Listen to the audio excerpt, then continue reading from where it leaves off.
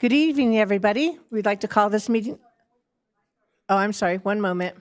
We have to wait for the filming to start.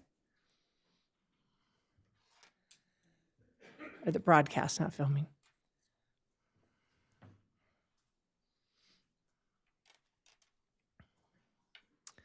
Thank you. Call this meeting to order. Mr. City Attorney, are there any reports from closed session? Thank you, Madam Mayor. Nothing to report out of closed session tonight. All right, thank you. Former Council Member Barbara Williamson, will you please lead us in the Pledge of Allegiance?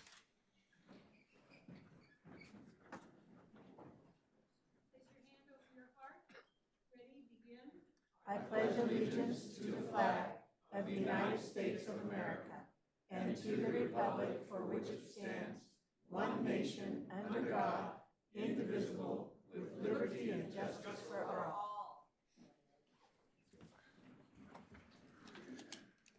Thank you. Roll call, please. Councilmember Ayala, Here. Councilmember Rhodes, Here. Councilmember Judge, Here. Mayor Pro Tem Litzter, Here. Mayor Kavanaugh. Here. Are there any items for agenda review? Madam Mayor, there are none. Thank you. I move that all resolutions and ordinances presented tonight be read in title only and all further reading be waived. Second. Call for the vote. The motion passes unanimously. Thank you. If any member of the City Council may have a conflict of interest or any reason why that member must abstain from consideration of any matter on this agenda, he or she should so declare at this time. Seeing none, we can move on, Madam Clerk. Madam Mayor and members of the City Council, the first item on the agenda is item 1D1, presentation of an honorary resolution to the recipient of the Wayne Templeton Volunteer of the Year Award, and Office Specialist Candace Gray is here to present this item.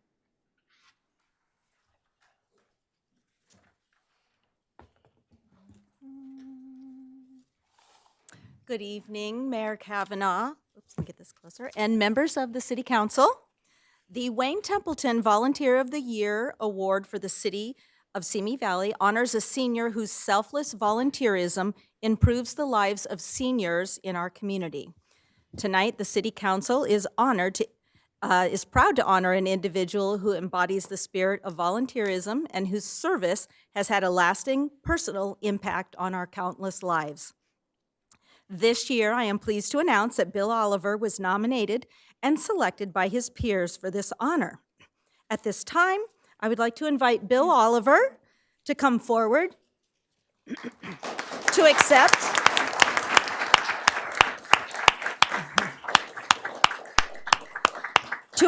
the 2025 Wayne Templeton Volunteer of the Year Award. For the past 9 years, Bill Oliver has delivered meals to homebound seniors through the Meals on Wheels program. His steady and compassionate presence offers more than nourishment. Seniors know they can depend on Bill's warm greeting, friendly smile, and brief conversation to help them feel remembered, respected, and not alone. For the past 9 years, Bill has also been an active and trusted leader on the Council on Aging, serving as chair, treasurer, and on multiple ad hoc committees. He has chaired the Arts and Crafts Fair and the Stars and Stripes Ice Cream Social for the past 3 years. While his volunteer contributions are extensive, it is the way that he serves that sets him apart. Bill approaches every interaction with humility, patience, and genuine care, taking time to listen and to connect. Those who work alongside Bill describe him as dependable, calm, and kind-hearted. He offers not only his time, but his heart, reflecting a deep belief in dignity, human connection, and the importance of showing up for others. The City Council is honored to recognize Bill Oliver as the 2025 Wayne Templeton Volunteer of the Year and to thank him for his compassion, leadership, and unwavering dedication to improving the lives of seniors in our community. Thank you, Bill.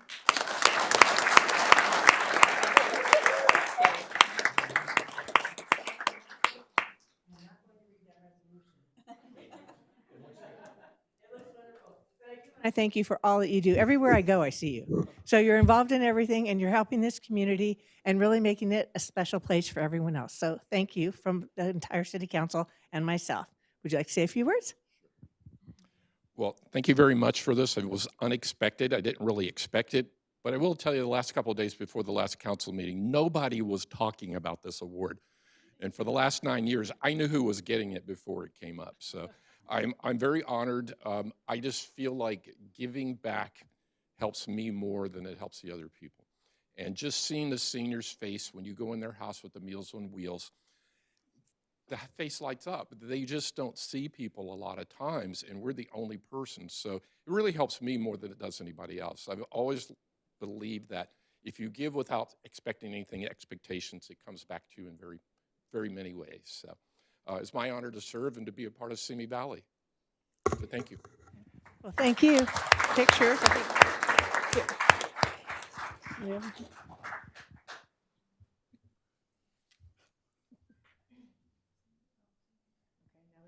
Now we have to face this way.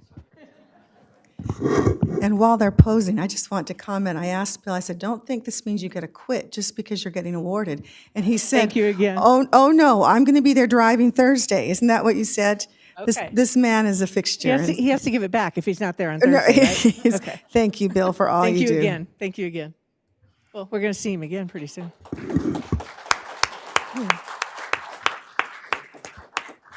Madam Mayor and members of the City Council, next on the agenda is item 1D2, presentation of certificates of appreciation to outgoing members of the Simi Valley Council on Aging Executive Board. And Community Services Manager Kimberly Post is here to present this item. Good evening, Mayor Kavanaugh and members of the City Council. This evening, the City Council is recognizing 3 outgoing Council on Aging Executive Board members. Please come forward as I call your name. Bill Oliver. Clyde Bill Oliver has been an outstanding example of volunteerism, leadership, and compassion during nearly 9 years of service with the Simi Valley Council on Aging, with close to 1,400 recorded volunteer hours and countless more unrecorded. Bill strengthened every aspect of the COA's mission. As a dedicated board member and treasurer, he actively welcomed and engaged seniors at COA programs and events.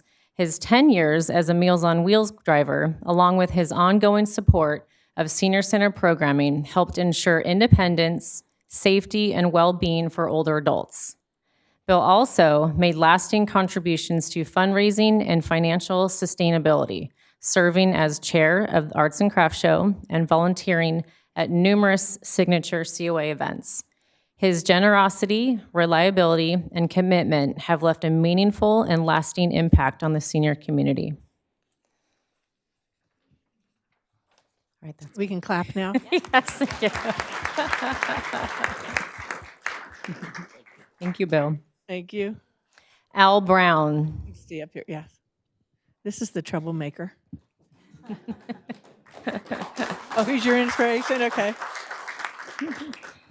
Al Brown served 2 terms on the COA Executive Board and represented Simi Valley as a delegate to the Ventura County Area Agency on Aging Advisory Council.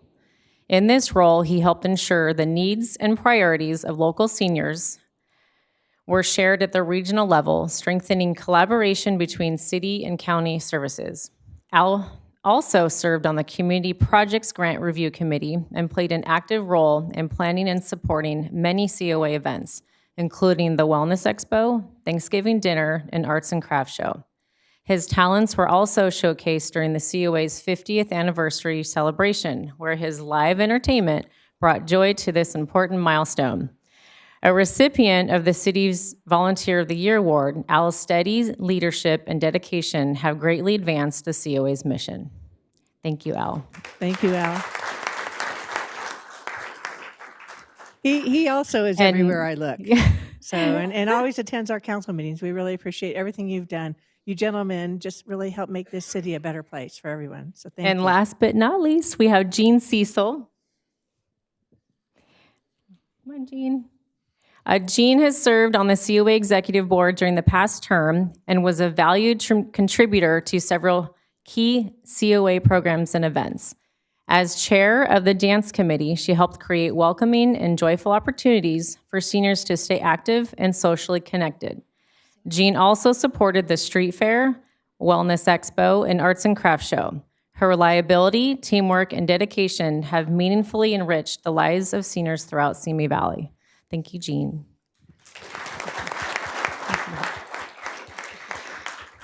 On behalf of the City of Simi Valley and its residents, we sincerely thank each of you for your service and commitment to the Council on Aging. Your contributions have left a lasting impact in our community, and we wish you all the very best in your future endeavors. Thank you. Thank you.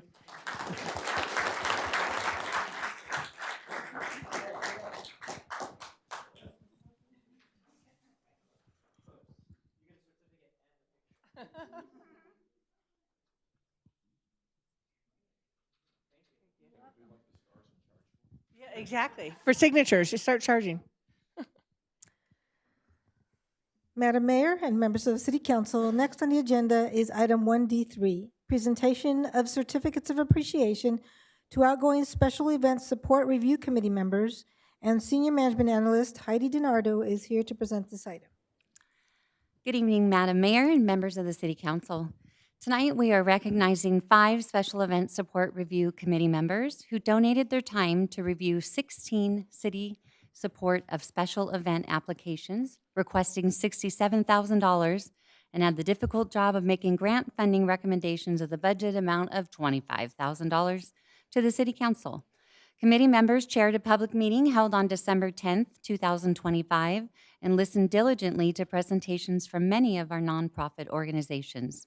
Tonight, we would like to recognize these individuals for their generous service given to the community as a Special Event Support Review Committee member. I'd like to first take a moment to recognize Gail Sutton, an alternate representing Neighborhood Council Number 2, who volunteered her services but what was not needed. And now I'd like to invite any of the committee members who might be in attendance to come on down to the podium as I call their names. From Neighborhood Council Number 4, Chair Bobby Calderon. From Neighborhood Council Number 2, Vice Chair George Bowman. From Neighborhood Council Number 1, Laura Hurd. From Neighborhood Council Number 3, Serena Com. And representing the Council on Aging, Gloria Bowman. We thank you for your dedication and service to the City of Simi Valley's community.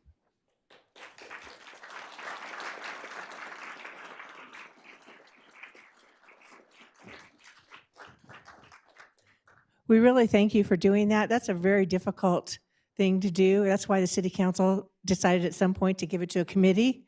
You get a much more fair view, and we all have our different nonprofits, but for you guys to take the time and effort to read everything and to divide the money as equally and as the best way possible for use, we really, really appreciate all that you do. So thank you very much.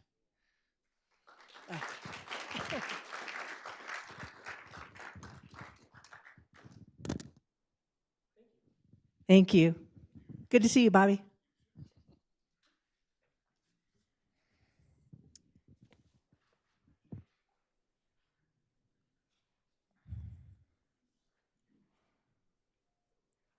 Madam Mayor and members of the City Council, next on the agenda is item 2, public statements on appointments, special presentations, and informational reports. We have no public speakers for this item this evening. Madam Mayor, members of the City Council, next on the agenda is item 3A1, appointment of Simi Valley Council on Aging Executive Board members, and Community Services Manager Kimberly Post is presenting this item.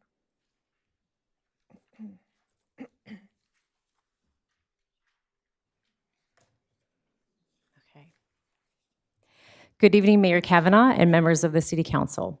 6 positions on the Council of Aging Executive Board will be filled due to upcoming and exiting vacancies. 4 positions will become vacant with the expiration of terms on January 31st, 2026. An additional vacancy occurred in January of 2025, and a 6th vacancy recently occurred in December of 2025, which will be filled as a partial term. The Council of Aging Executive Board serves an advisory capacity to the City Council on matters impacting seniors and conducts fundraising efforts to support senior programs within the community. Recruitment to fill these vacancies began on October 13th of 2025 and concluded on November 14th of 2025. During this period, the Council on Aging received 10 applicants and consideration by its membership. At its January 12th, 2026 meeting, the Council on Aging conducted an election and is recommending 6 nominees for appointment to the Executive Board. These appointments include 1 partial term beginning February 1st, 2026, and concluding on January 31st of 2027, and 5 two-year terms concluding January 31st of 2028. If you are here this evening, please come forward as I call your name. Deborah Lane, Nancy Garcia, David Lewis, Mark Luker, Jamuna Ramnath, and Candace Score.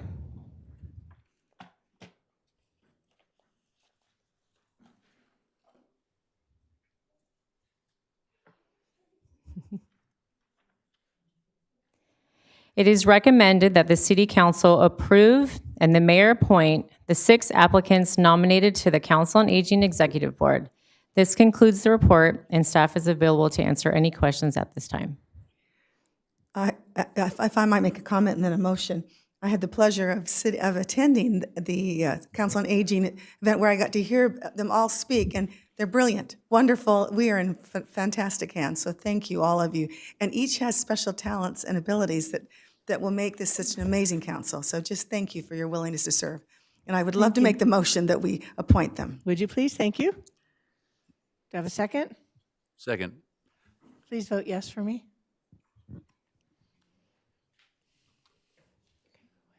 Sorry about that. All right, We have to make sure you all got appointed. got appointed. They're going to tell us. Councilmember Rhodes?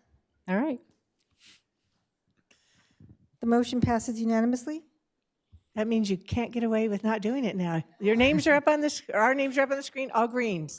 So thank you all. We really appreciate your dedication. Thank you. Okay.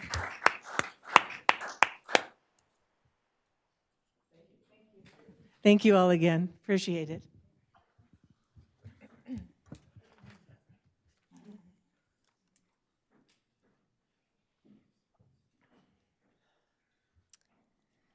Madam Mayor and members of the City Council, next on the agenda is item 3B1, informational presentation by Youth Council Member Surya Ravikumar.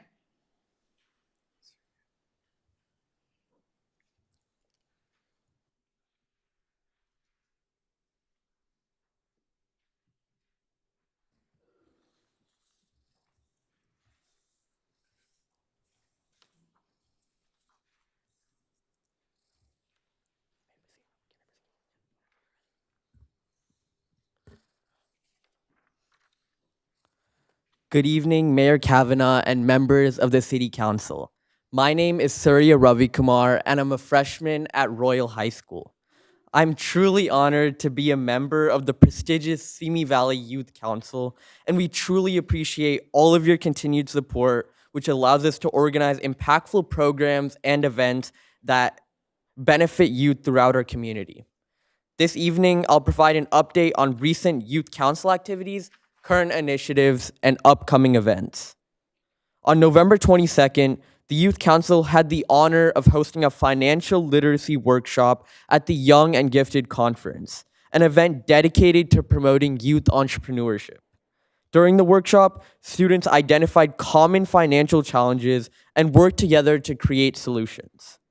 All attendees had the opportunity to network with several businesses in various industries, develop new skills, and learn how entrepreneurs grow and manage their businesses.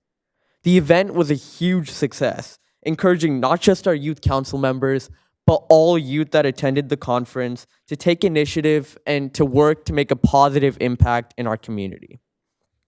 On December 15th, the Teen Wellness Committee hosted a Teen Wellness Study Night to help students prepare for finals.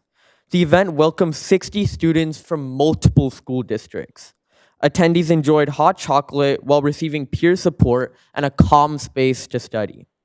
Finals week can be a stressful time, and this event helped to remove some of that stress while getting our peers ready for finals and supporting academic success.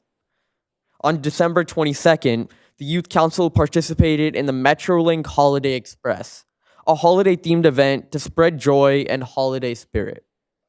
the Simi Valley Youth Council had the opportunity to organize pre-boarding festivities and hosted interactive events at the Simi Valley Station, such as craft stations and festive games for families. The event was also a huge success, with over 2,000 attendees and participants, and the Youth Council was honored to be a part of it. Later that day, the Youth Council hosted our annual holiday party. This included holiday-themed activities, including a gift exchange and a gingerbread house building contest. This event was a fun way to end the year and celebrate all that we accomplished. Currently, the Youth Council is working on administering the Friday Night Live Betting on Our Future grant.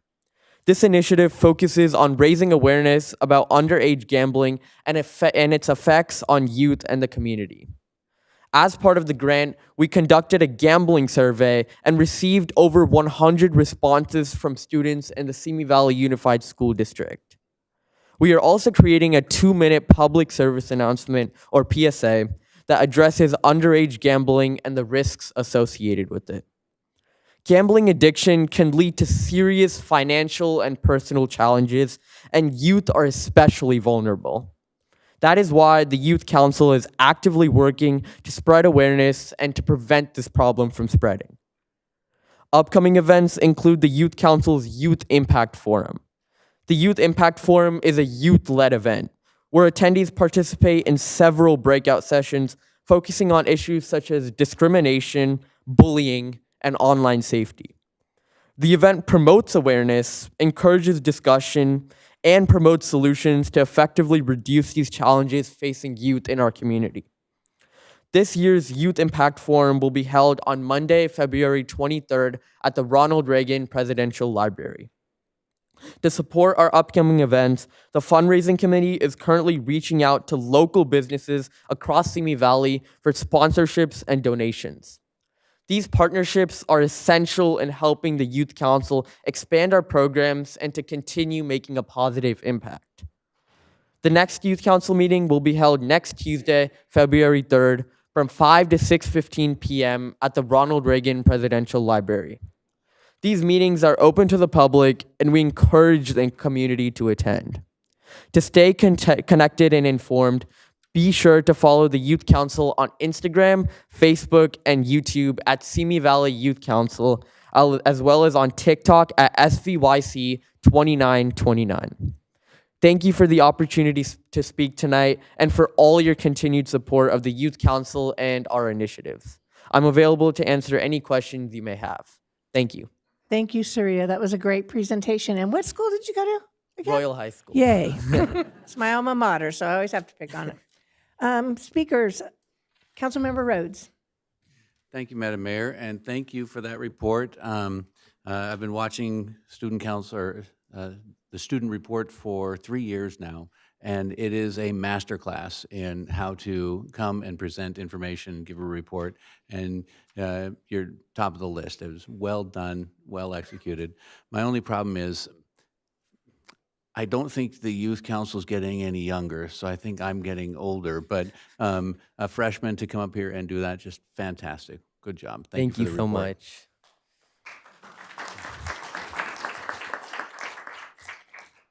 Mayor Pro Tem Litster. Thank you, Surya. That was a wonderful report. I do have a question. I didn't realize there had been a teen wellness study night on December the 15th. You had 60 people attend. Did studying really get done, or was it a party? Well, yeah, it was a really fun event for peers to be able to connect and network a lot. But we also did get a lot of studying done. That's kind of the main part of the event, and we got it done. I'm not calling you. I just think, actually, what I've never ceased to be amazed at the quantity of events and quality activities that you're engaged in. And so, thank you for making such a difference. Thank you so much. Councilmember Ayala. And to add on to what you were saying, it's the events that they are doing are so relevant to today, right? You could duplicate things that happen all the time, but to choose topics such as youth gambling, such as financial literacy, right? The Youth Council is always choosing things that really affect the youth of what's happening now. And I think that's really the value of the Youth Council, is really being, bringing things to the attention of the students that are really relevant to the time. So thank you for that. Thank you for Mr. Fowler for leading that group and keeping you guys focused. And I love being the liaison to your group, and I will see you soon. Thank you so much. Thank you very much.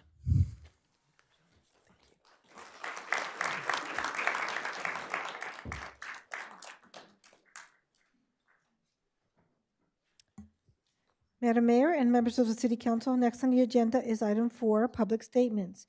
Since there are no public hearings under agenda item 5, agenda items 4 and 6 are combined, and the City Council will hear all public statements under this agenda item 4. Agenda items 4 and 6 are the times allotted for public statements on all items other than public hearings, appointments, and informational reports. Speakers will be called on in the order in which their card was submitted to speak for this public statements item 4 for a period of no more than 3 minutes each. Persons addressing the City Council are requested to state their name and community residence for the record. Madam Mayor, unless you have any comments, we can begin public statements. Please proceed. I will be calling 3 names at a time so you know who you follow. The first 3 speakers: Heather Moss, Anthony Eason, Alyn Eason.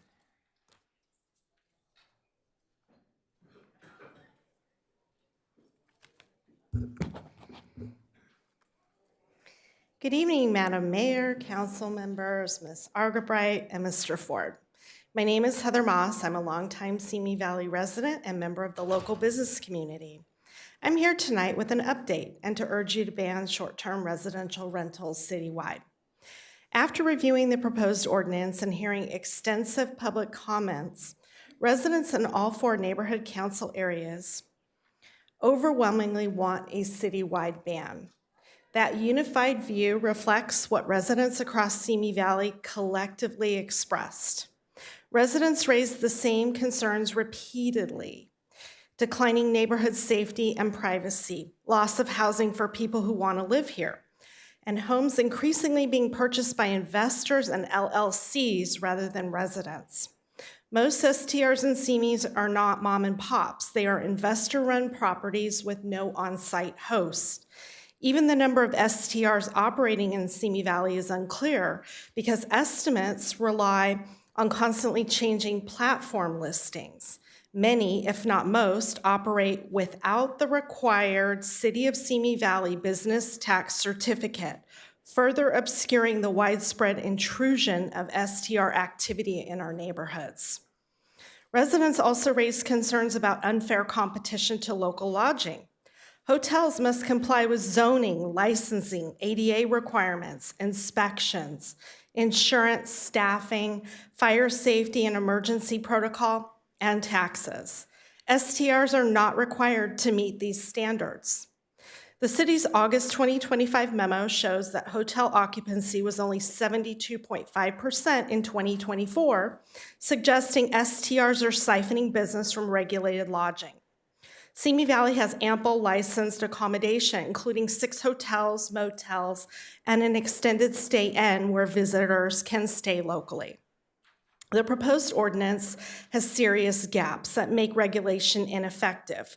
No booking or turnover caps, no startup or routine safety inspections, including for pools and spas, vague occupancy limits, no commercial lodging standards, no required exterior signage despite Ventura County TRU guidelines, weak neighborhood notification, and no accountability when most STRs operate without on-site hosts. Neighbors should not be forced to act as STR chaperones, security, parking attendants, concierge, or janitors. These proposed regulations are deficient. An STR citywide ban is the clearest, most enforceable, responsible choice for Simi Valley. Please ban residential STRs. Thank you.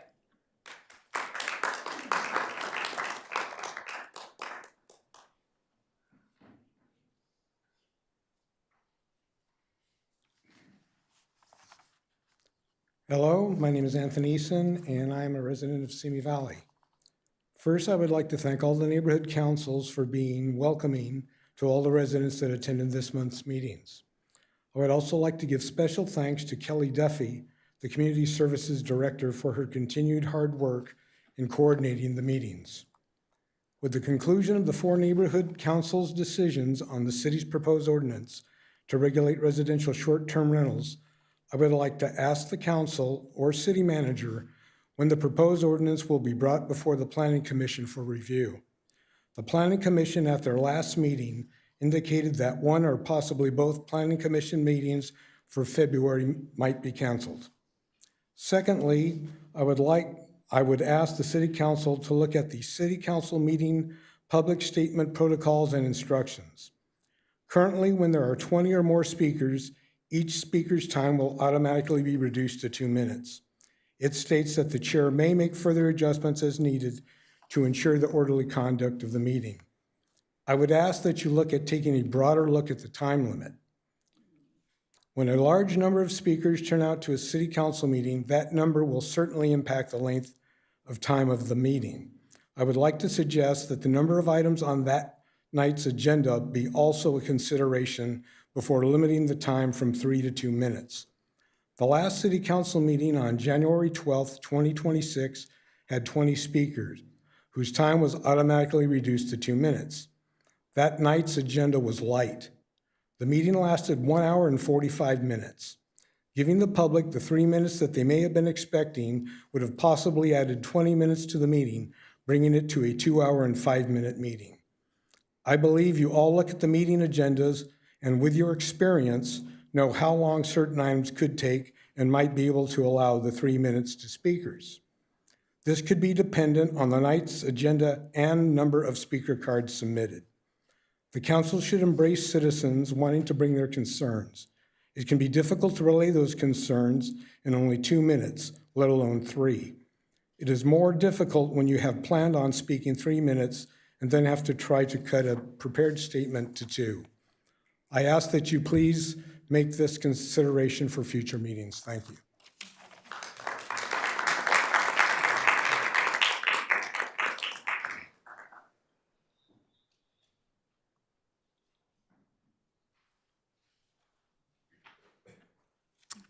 Good evening. I'm Alyn Eason, and I live in Simi Valley. I would like to know if and why the Planning Commission is not going to get the STR draft ordinance in February.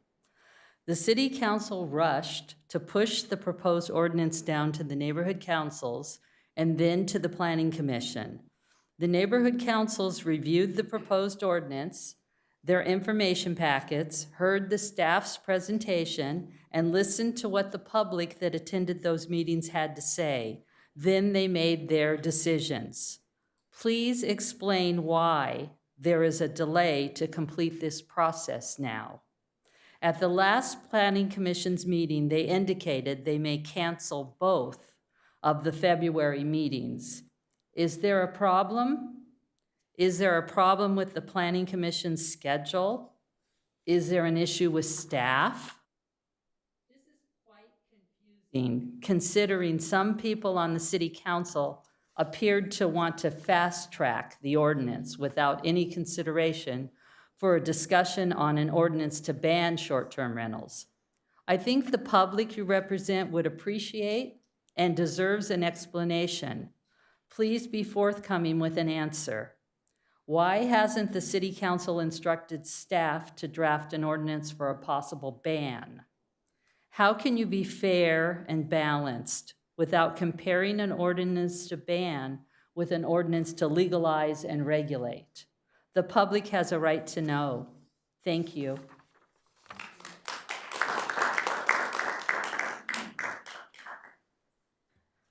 The next 3 speakers, James McGillis, Pam Jordan, and John Smith. Madam Mayor, members of the City Council and staff, I'm James McGillis, an 18-year resident of Simi Valley. In November 2025, I stood before you and predicted the future of Simi Valley. Tonight, I will focus from 40 years down to 1 year, this current year. The City Council holds our collective future in its hands. You can continue to take us down the road where dark money and limited liability corporations buy so many homes in Simi Valley that it ceases to be a community, or you can listen to your own neighborhood councils and follow the will of the people. In 1994, I was in Simi Valley during the Northridge earthquake. While standing in a building that now houses Teresa's Pet Supplies, an aftershock of 3.8 magnitude hit. Ceiling tiles showered down around us, destroying the musical instrument store that stood there. At a residence near Yosemite Avenue, I observed terracotta tiles that jumped off a garage roof and crushed a car. At a home off Cuner, I observed a chimney which had separated from its moorings. Embedded in the blue shag carpet was crushed glass, sparkling like diamonds. Are you, the council, managing preparations for such an impending disaster? In my opinion, no. You are spending untold hours of staff time, city council time, planning commission time, and neighborhood council time on a subject that is already decided. At your duly appointed neighborhood councils, all 4 executive boards and the residents of Simi Valley voted overwhelmingly to further a complete ban on short-term rentals. Rather than advocating for wealthy campaign donors, let us prepare for the future. If you stay the course, full speed ahead, toward legalization and regulation of STRs, the next disaster in Simi Valley may well be of titanic proportions. Short-term rentals, funded by dark money, represent the looming icebergs of our time. If legalized, they will sink our city. At the recent Planning Commission, senior staff indicated that 1 or both upcoming Planning Commission meetings might be canceled. What happened to last December's urgency to put an STR code up or down on the Planning Commission agenda? In a better future, the City Council would redirect its energies away from serving the interest of the moneyed class and into preparation for a looming seismic disaster. At the neighborhood councils, the residents of Simi Valley have spoken. If indeed you are their leaders, as we believe you are, you must stand with the people and ban short-term rentals. Thank you.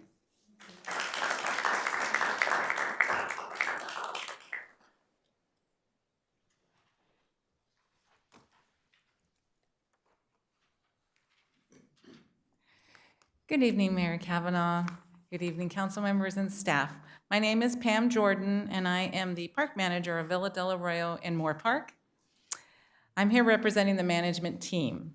The evening of July 24th, 2025 was a pivotal moment for me personally. 2 homeless gentlemen were in my backyard area, one holding a shiny knife-looking weapon in his hand. Had it not been for my German Shepherd standing between me and them, that night could have ended very differently. The morning of July 25th, 2025, I sent a mass email to everyone I could think of to assist in the process of addressing the homeless encampment east of Villa del Arroyo. Prayers answered. The mayor of Moore Park, Chris Enegren, city council member Renee Delgado, and staff, along with Ventura County Sheriff's Department, answered immediately, and thus began our journey to ensure this encampment was going to be addressed ASAP. The individuals in the encampment have been treated with respect and were offered services, and the land has now been returned to the beauty of nature. This would not have happened without you, the City Simi Valley Council and staff, the Police Department of Simi Valley, Chief Shorts, Sergeant Chris Johnson, and all their officers and staff, our Ventura County Sheriff's Department, Captain Odenoff, Senior Deputy Purnell, Detective Sergeant Juan Ponce, Sergeant Scott Baxter, Deputy Amanda Melgoza, and the many deputies that stood up to the challenge to be part of this team. And of course, my team, Linda Bosley, John Smith, Frank Benelli, Suzanne Taylor, and all the residents of Villa del Arroyo. I just want to say I really appreciate and thank each and every one of you. And I personally will continue to support you and be a part of this team's efforts to keep our community a beautiful place to live. So thank you all.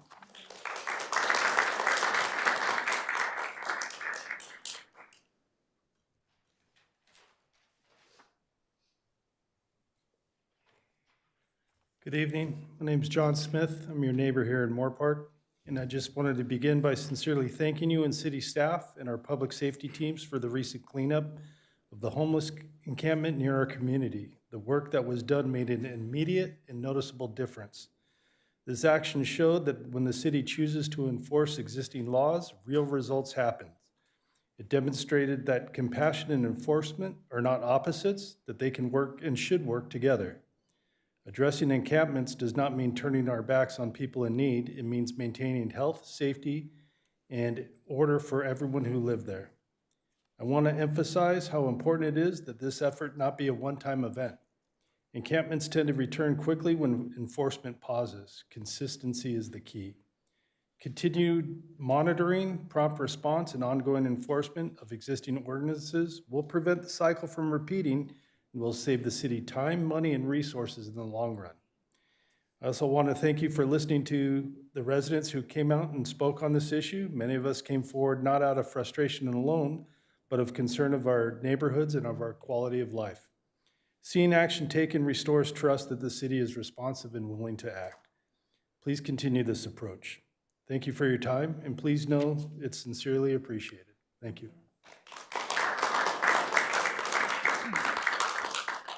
The next three speakers, Justin Link, Eddie Yamamoto, and Rob Herr.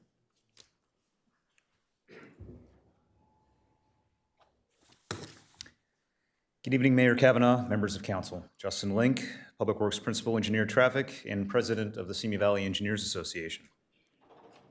We are now at 777 days without a contract. If this were Las Vegas and I were playing craps, I might consider this string of sevens lucky. But this is Simi Valley and we've officially crapped out.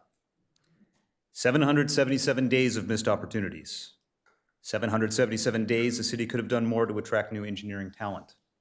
777 days the city could have done more to keep talented engineers. 777 days of stalling tactics, bad faith negotiations, hearing the word no without a counter, or that we could be easily outsourced. At this point, it's as though city management has no interest in coming to an agreement. At the request of PERB, by the Simi Valley Engineers Association, at the request of the Simi Valley Engineers Association, a PERB mediator will finally be coming to the city. By the time he comes, we will be at 800 days without a contract. The good news is that the city doesn't need to wait for PERB to hammer out a contract. Mr. Ford, who counts labor and negotiations as areas of expertise, will be the first to tell you that neither mediation nor impasse, nor unfair labor practice charges, however frivolous, prevent the city from coming to the table. In fact, it is encouraged.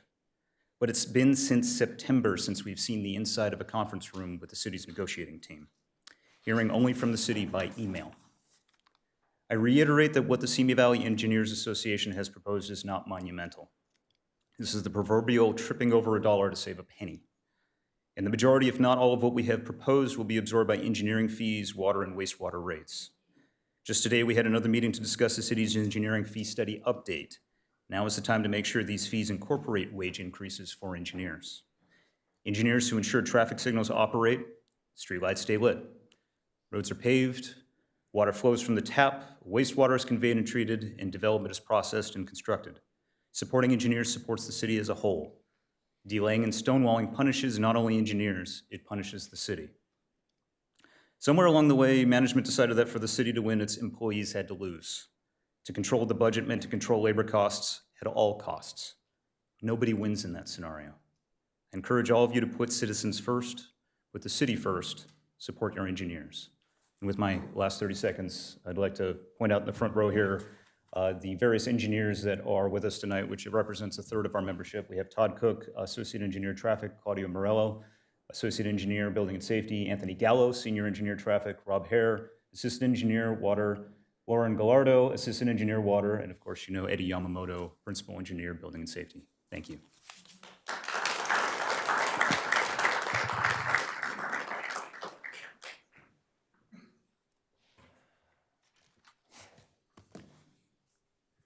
Good evening, Mayor Kavanaugh and council members. I am Eddie Yamamoto, Vice President of Simi Valley Engineers Association. I've been employed at the city for 19 years, currently the Principal Engineer for Building and Safety, and I am also a 30-year resident of Simi Valley. As Justin just mentioned, we have yet come to an agreement with the city and its negotiation team on our initial contract since the formation of our association back in November of 2023. As you are all very aware by now, the main purpose of our association is to better compete with the neighboring jurisdictions in being able to attract talent to our city and to retain the talent that we currently have.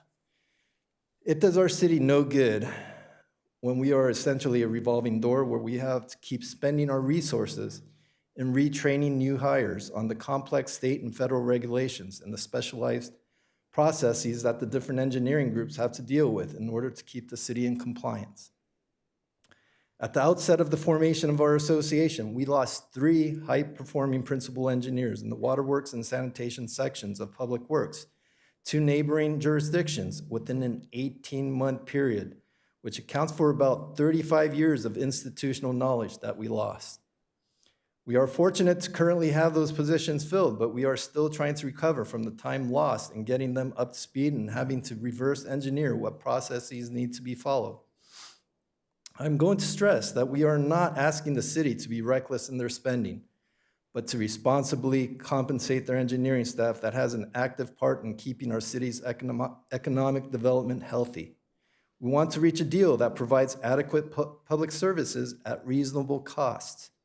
So again, we are asking for your support in helping our association get our total compensation package back to average so we can be a little more competitive in our recruitment and retention. Thank you for the time.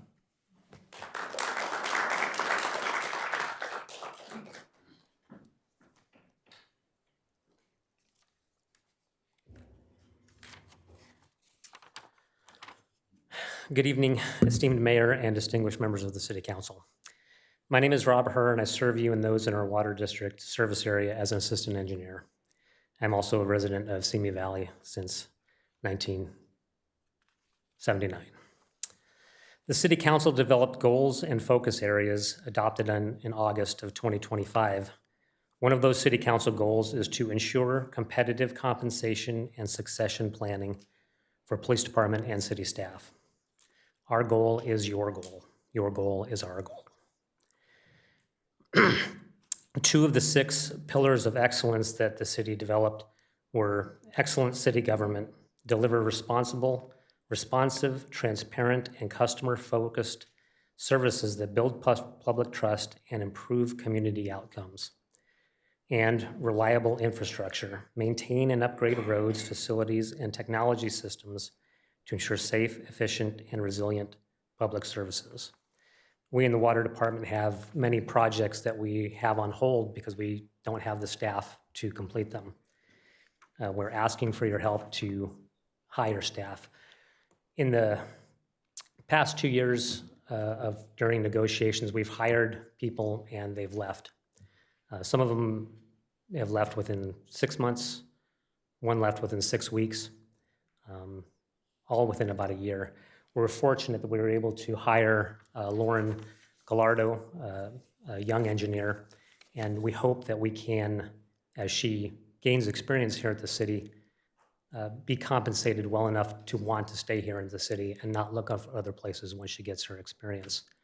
The city of Simi Valley is a great place to work, and we want to keep it where we can foster that and keep city staff. I'm grateful to work in the city that I'm a resident of, and I'm striving to make the city and district a great place to work.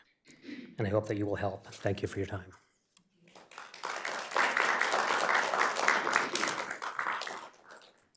The next 3 speakers, Carla Costilla, Aaliyah Ewing, and Barbara Williamson.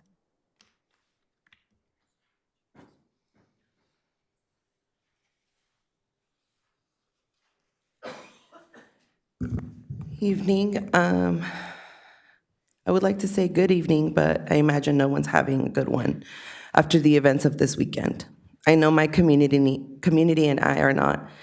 I'm glad that some residents who live in affluent areas resolve their issue in a timely manner. As a previous speaker said, these houseless encampments tend to return because people need safe place and safety nets to thrive. That's our basic humanity. So without those services and those safety nets, this will continue to happen. Houseless individuals and their encampments, however, are not an immediate threat to the majority of our cities. ICE raids are an immediate threat.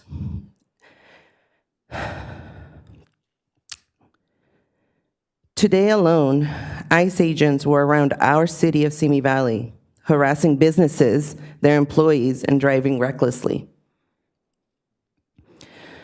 As of today at 11:50 a.m., in the 805 Tri-County area, there has been 1,512 people detained. In Ventura County, 793, and in Simi Valley, 28. After 3 murders in the streets within the less than 3 weeks of each other, and dozens others this last year, your top priority should be protecting your constituents. So I ask, how do you plan to enforce and guarantee California Law SB 627 is followed in Simi Valley? If you haven't even given it a thought, then shame on you. As a business owner in the city, I am deeply concerned about what will happen in the next few months if ICE raids continue with impunity. We know that Trump is going to send more agents to California, so what are you doing about it, Mayor Kavanaugh? We have explicitly demanded that you condemn these actions and reinforce safety protocols that SVPD must follow. Clearly, you don't care about your Simi Valley residents, or maybe you only care about some.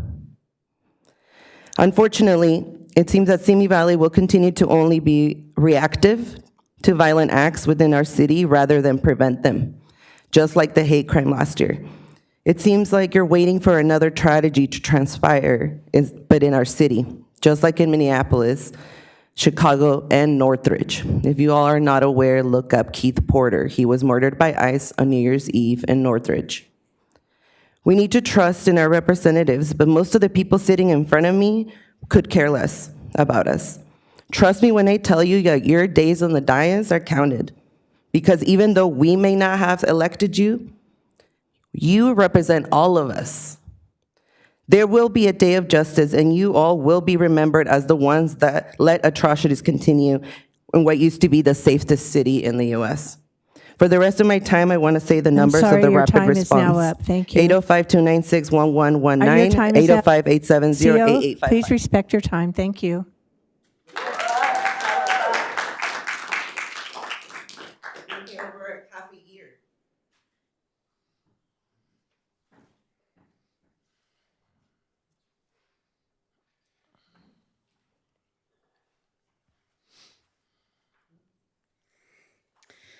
This Saturday, January 24th, candidates and former electeds of color came together to answer questions about what it's like to run for office locally here in Ventura County. Don't feel bad if you missed it. It was recorded and it'll be uploaded to YouTube later, so you can always watch it again. But I just wanted to remind you, as I'm sure 4 out of the 5 of you guys are already aware, most of you guys are going to be running for office, running for re-election this year in 2026. Personally, I'm very, very excited. There's going to be a leftist unity slate that's coming out specifically to replace, Rockne and Mike Judge over here. I remember being 17 protesting Mike Judge in 2020. I was, fresh out of high school. I had just graduated, or I was either still in high school, and he had made national news for doxing a young Black organizer for the Black Lives Matter movement here in Simi Valley. National news, our own Mike Judge here. Damn. I think he even made Facebook posts talking about spraying sewage on Democratic protesters who were nonviolently, peacefully protesting. I wonder if it would be considered doxing for someone to do the same thing to him. What would happen if someone posted his personal stuff online, how he would feel about it, if his mom and him, his 17-year-old self were getting death threats, how he would feel about that.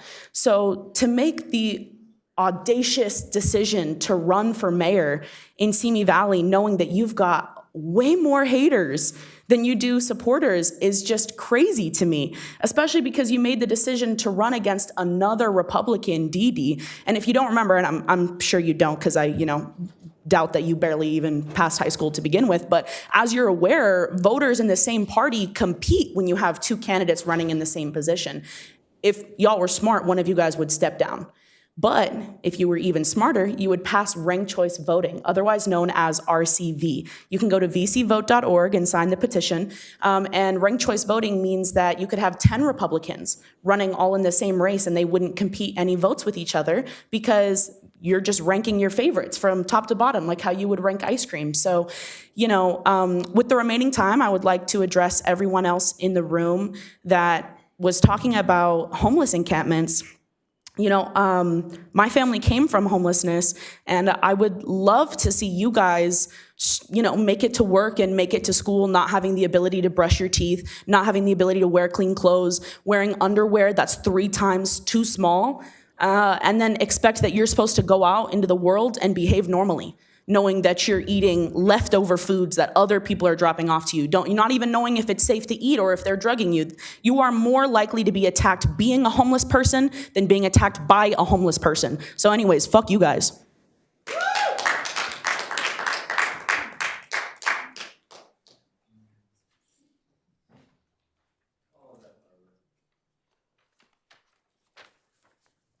Boy, I'm sure glad I don't sit up there anymore. I have two issues I would like to address tonight. In my opinion, we can do better with a new design concept for commercial and industrial buildings.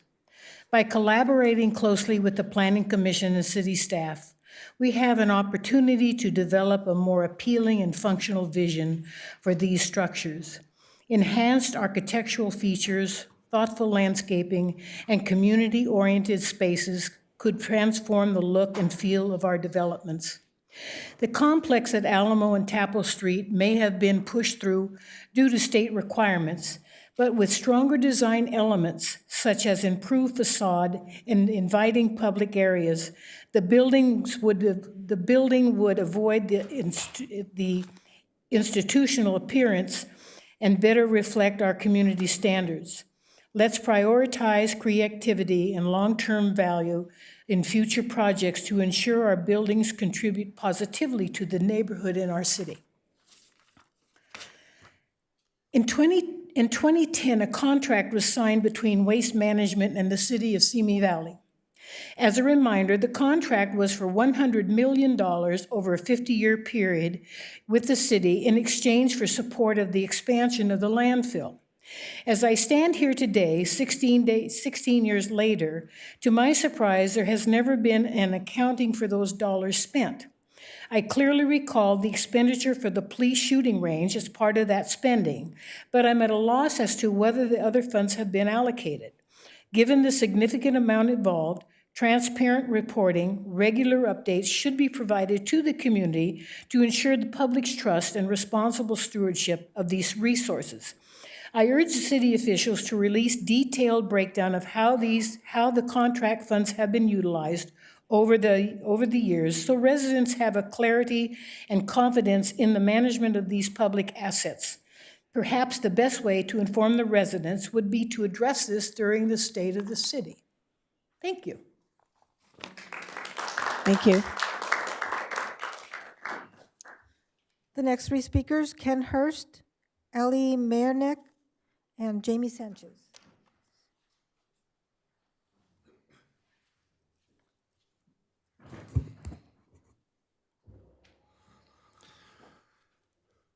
Good evening. My name is Ken Hurst. I live in Simi Valley on the eastern side. Once again, I am here to ask the council to recognize our fellow Americans killed by ICE and associated agencies. On Saturday, I'm sure you're all aware, Alex Pretty, a nurse, a healer at a Veterans Administration medical facility, was killed by ICE. He was directing traffic, videoing the protest, and helping a woman who had been knocked down in Minneapolis when he was attacked by federal agents. After he was taken to the ground by 5 or 6 agents and sprayed, his legally permitted gun was removed from his holster by another agent. Then he was shot multiple times. The DHS immediately declared that he was brandishing a gun and had intended to cause harm to as many agents as possible, a statement that was rapidly debunked by video. This could happen here. We look forward to meeting with the city, as is being discussed, to explore mitigation of ICE impacts. Meanwhile, another 8 people have been taken by ICE in Simi this month. Please again adjourn this council meeting in remembrance of those killed by ICE. Thank you.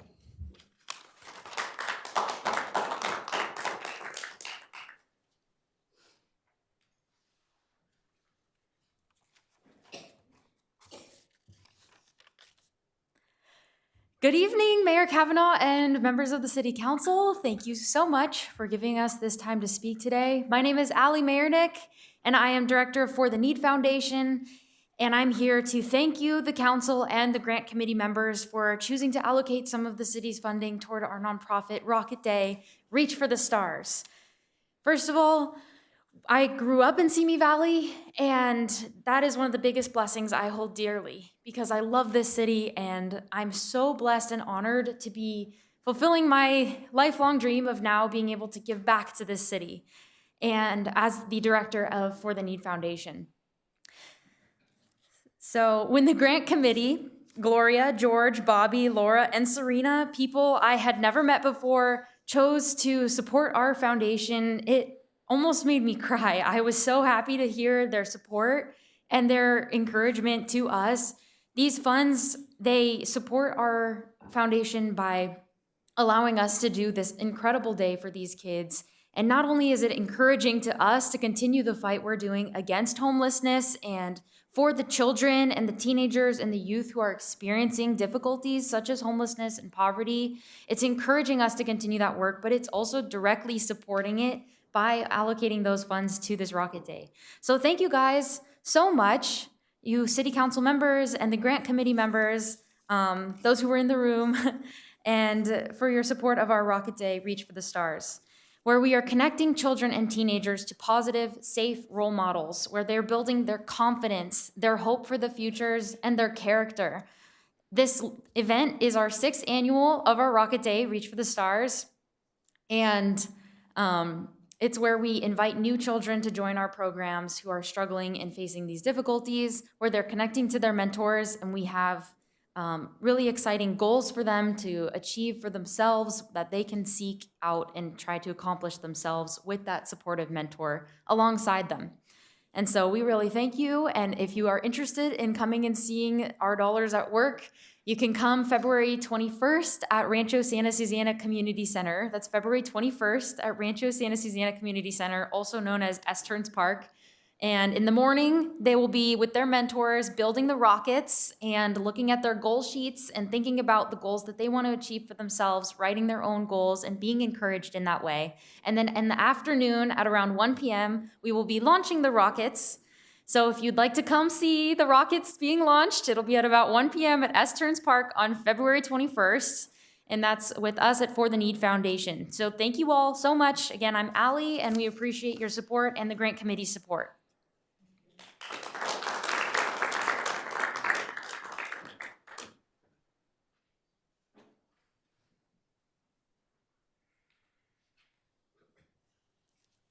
James, we had a James next.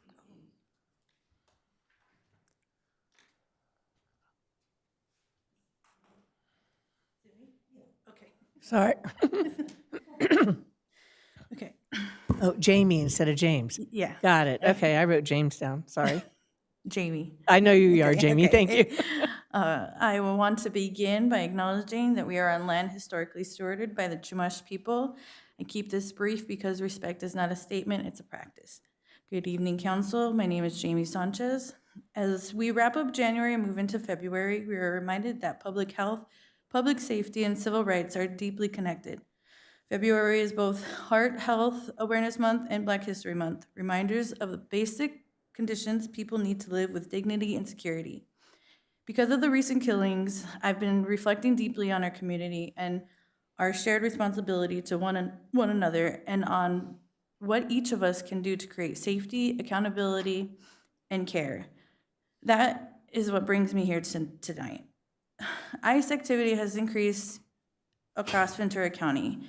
Regardless of political views, fear and uncertainty are very real for many of our neighbors. Families are anxious, parents are afraid to send their kids to school or go to work.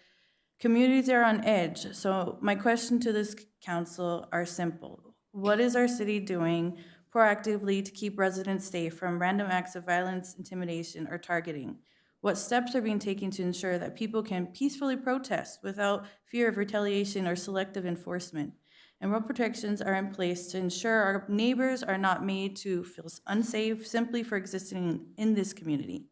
Peaceful protest is not a disruption. It is a cornerstone of democracy. It is how people have historically demanded safety, accountability, and justice when other avenues failed them.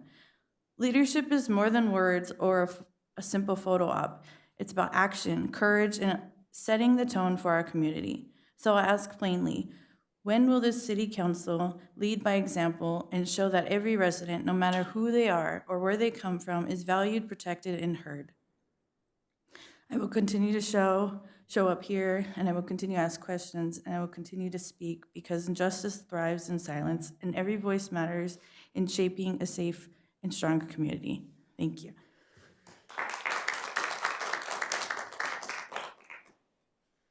Madam Mayor, that was the last speaker. Next on the agenda is item 4A, City Council comments regarding public statements.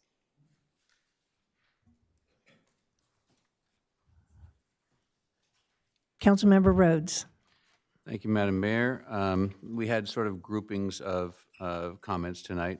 I'll start with STRs. And it was a desire to have these items put before the neighborhood councils and have them discussed in the open, and to make sure that we had transparency. And then when we've done that, well, we're accused of not having transparency because the ordinance isn't immediately available. I would ask the city manager, do ordinances take time to produce? They do, and staff is very well aware of the council's priority for this item, which is why we were able to fast track it to get it to the January neighborhood councils. However, we do anticipate that there is going to need to be city attorney review because there are multiple areas of the municipal code that will be impacted by any potential changes to it with regard to STRs. So if it's possible, we will try to get it on the second meeting in February to Planning Commission, but March is likely more doable in terms of the amount of staff work across departments that needs to happen in order to get And it there. staff will be taking into account feedback from the neighborhood councils? Absolutely. Okay, so we're proceeding as speedily as we can to do it right. Excellent. It's typically about a 6-week process after the neighborhood councils. Thank you very much. On the encampment, for those that came from the Villa del Arroyo, thank you for the thank yous. It means a lot to know that when we actually get asked, and we do, and we come through, that it is recognized and not tossed aside as a, oh, well, okay, what's next? It is interesting that encampment, as one of the speakers said, services were offered, and it was a well thought out and well planned execution of removing the encampment. Thursday is the point in time count, and we're going to see who ended up where. We'll actually have an opportunity to see. They don't disappear when you move them from the encampment. They exist, and now they are not in a single place where we can go and offer services. They're going to be spread out. We're going to find out where that is, and we're going to continue to offer services because that's the right and humane thing to do. But thank you for acknowledging us when we get it right. To the engineers, thank you for your service to the city. And that is in all sincerity because the city doesn't run without engineers, and we know that. I would only make one observation to the comments. In terms of negotiating in bad faith, we're done with all the other groups, and they've had contracts every cycle and on time. And so I just know that we want to get to exactly what you, I think you said it, that we're on the same, we want what you want and you want what we want. We're on that page. The negotiations have to continue because we still have to fund it. And then, yeah, I'm not going to make comments about the ice. Thank you. Mayor Pro Tem Litster. Thank you. Appreciate all of you and your comments, as varied as they are. I have just a few things to comment on. Mr. Gillis? No, Mr. Eason, Anthony Eason. You spoke about STRs, but specifically you talked about allowing appropriate time if the meeting was light. I believe that was your comments. that if it was a lighter agenda, maybe we should go from 2 to 3 minutes and not limit if there's multiple people to speak, and if the agenda is lighter. And I think that I would actually concur with that, and I think that the mayor does have some discretion when the time comes, and so I would lend my voice that we would to look at the whole agenda as we make that decision going forward. So certainly we want to hear everyone and give you as much time as is reasonable and works for the meeting. So thank you for that commentary. I wanted to speak to Mr. John Smith, who talked about the desire for cleanup and to watch out for repeating problems.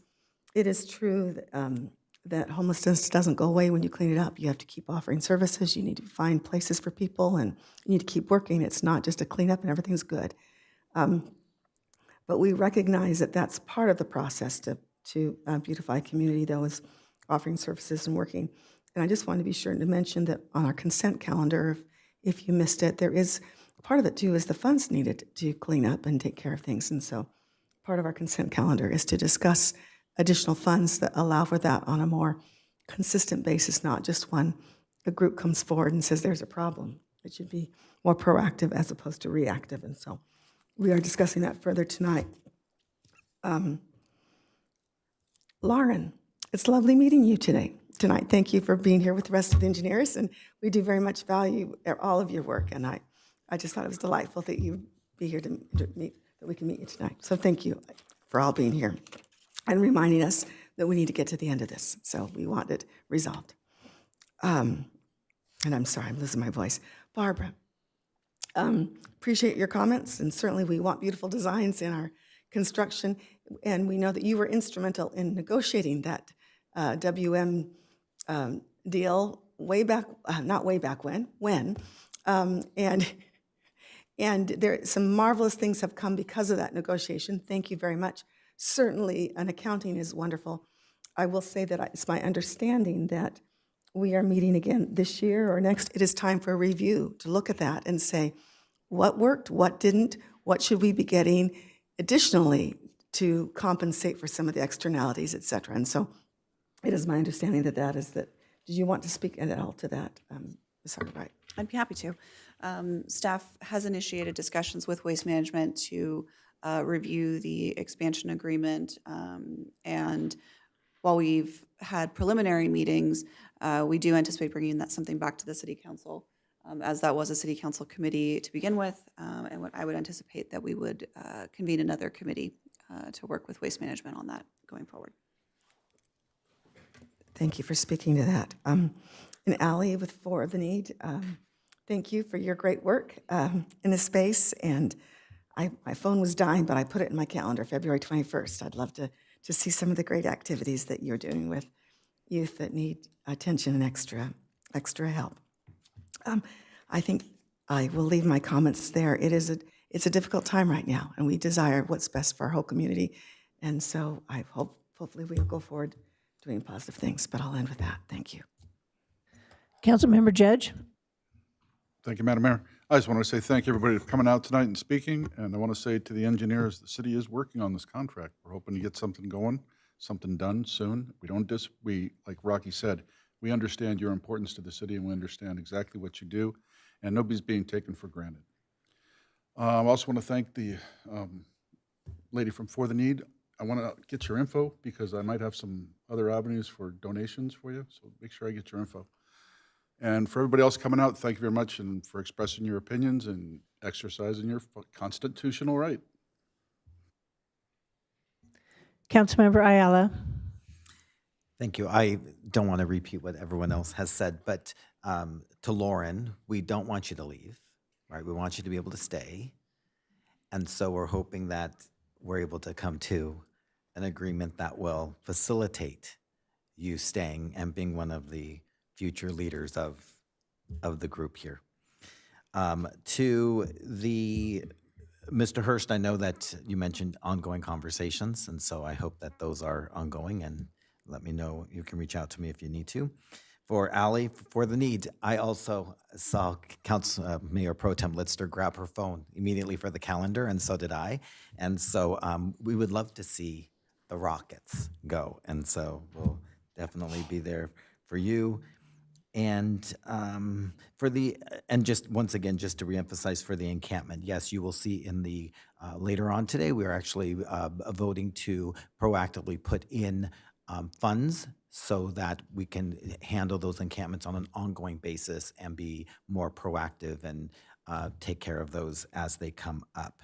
And then finally to Ms. Williamson, thank you for being here. I think we all agree that we don't want the buildings to look like institutions, right? We want them to look like they belong and fit into what we want the city to be. So thank you for making sure that that's always at the forefront of what we're doing. Thank you for that. Thanks, everyone. Thank you. Thank you for my no STR team, the Eastons, McGillis's, Ms. Moss. Thank you for coming out and sharing your thoughts and process. And we will be looking at what the new neighborhood councils returned. I know there were a lot of concerns about various areas in the ordinance. So that will definitely be looked at very closely. So thank you all for continuing to fight your fight. I'm glad we made Villa del Arroyo very happy with the cleanup. That was a very possibly fire-heavy area, and that would be devastating. So to get that cleaned up and quickly was very good. So thank you, City Manager, for that. But again, like the others said, we've moved them out, but now we have to find them again to do the count and to continue to provide services. So that will be handled this week. I think the count's going on. Engineers, we will do our best to get you guys a contract. We want to keep all of you. You're very valued. Do you want me to tell you where the lights are out? No, just kidding. No, you guys are very valued. Can you imagine if you weren't watching our lights, traffic lights? We'd all be in major trouble. So thank you for all that you do, and we'll make sure we get something taken care of that. Mr. Hurst, I continue. We'll set up. I sent you an email this morning. I don't know if you've gotten it. Okay, that's all right. We'll make sure we get something set up, and we'll go from there. So thank you. Appreciate that. And Allie, yes, for the need, you guys do a great job. So thank you. Rockets going off at Rancho Santa Su gives me a little bit of PTSD. If you know, you know. When we had a problem with the fireworks there, I was there. So luckily nobody was seriously injured in that. So, but I know this will be on a different scale. So everything will be clean. So thank you very much. And I think that, and Ms. Sanchez, thank you for coming out and continuing to come out. I really appreciate what you have to say when you come here. We'll have to have a conversation. All right, everyone else, thank you for being here tonight. We appreciate it. We're going to go on to our next item. Madam Mayor, members of the City Council, next on the agenda is item 7, the consent calendar, and there are no resolutions for your consideration this evening.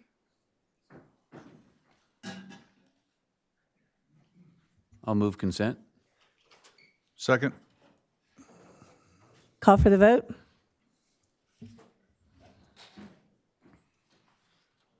The motion passes unanimously. Thank you. Madam Mayor and members of the City Council, next on the agenda is item 9A. Provide direction to support Simi Valley residents impacted by public safety power shutoffs through outreach and education efforts. And Deputy City Manager Heather Sumagaise is here to present this item.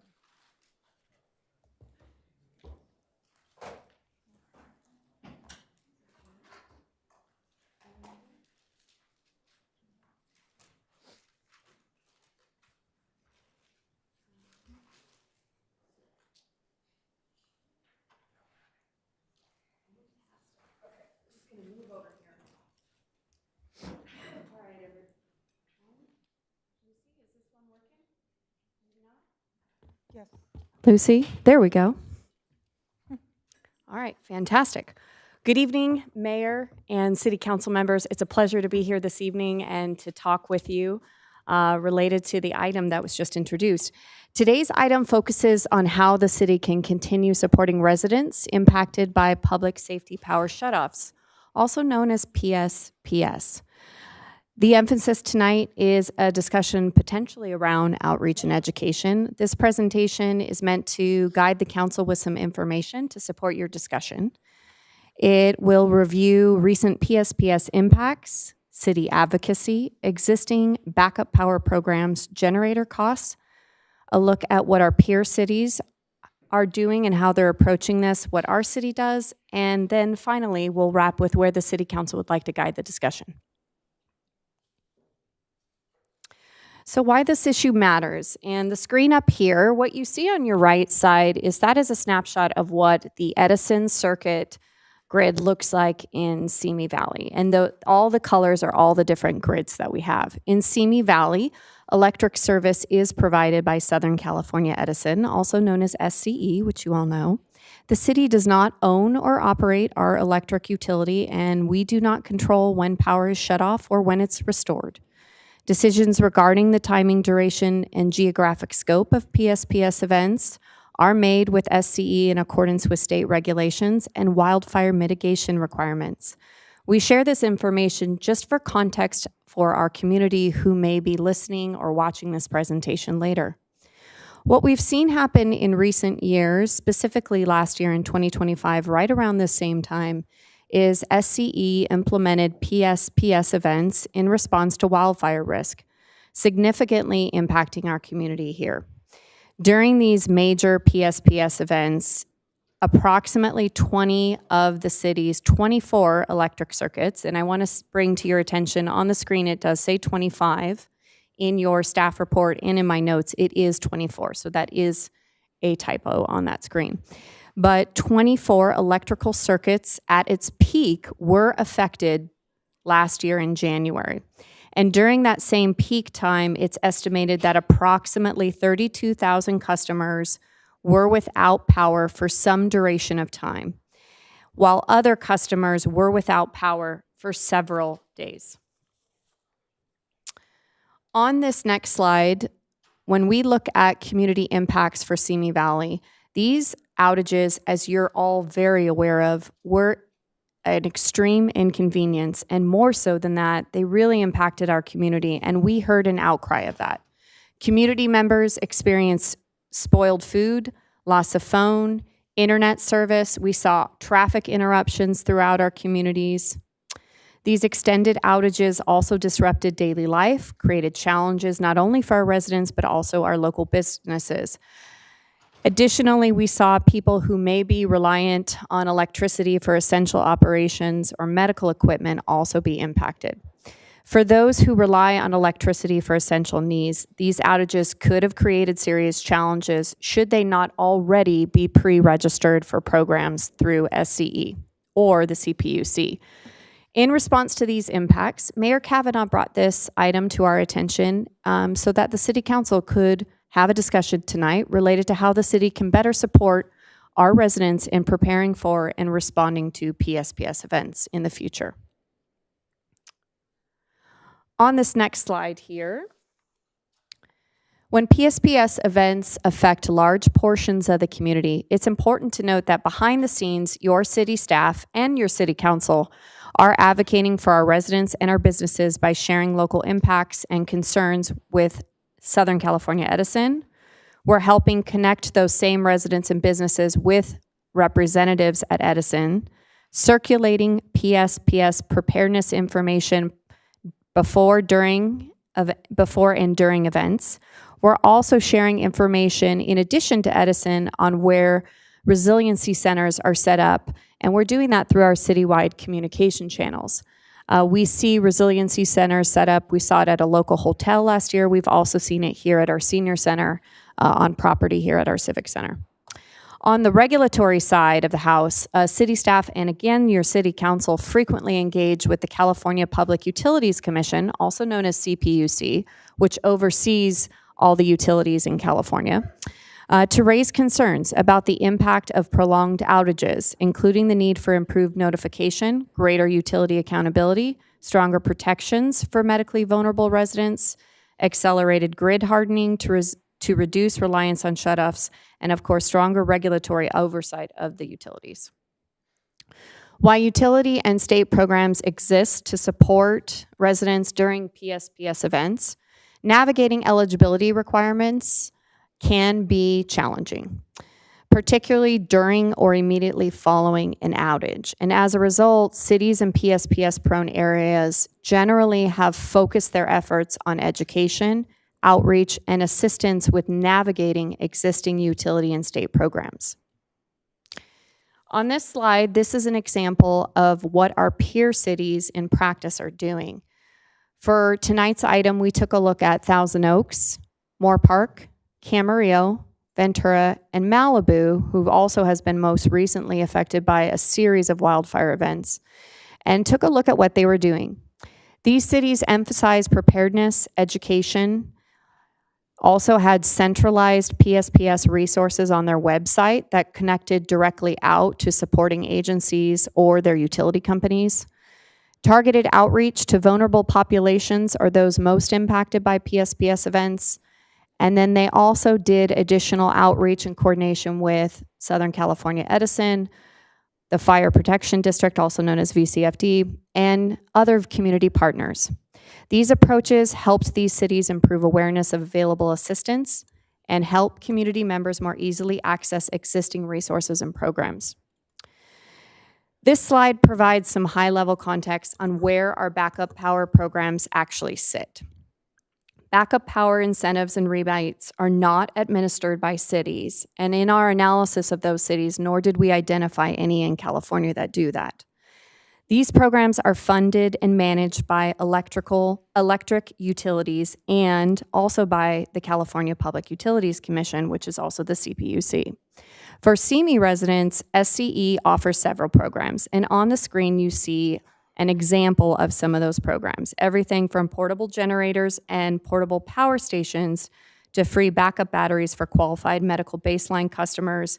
And they have other programs specific to battery storage or solar plus storage systems. It's also important to note that when Edison came in January of last year to provide a presentation, they did a deep dive into what some of these examples were. And then through Edison, one of the things they also have recently launched, similar to an Amazon cart, they have a store where you can go on and purchase some equipment or systems that they recommend related to power backup. And they have kind of like their own Amazon cart of products.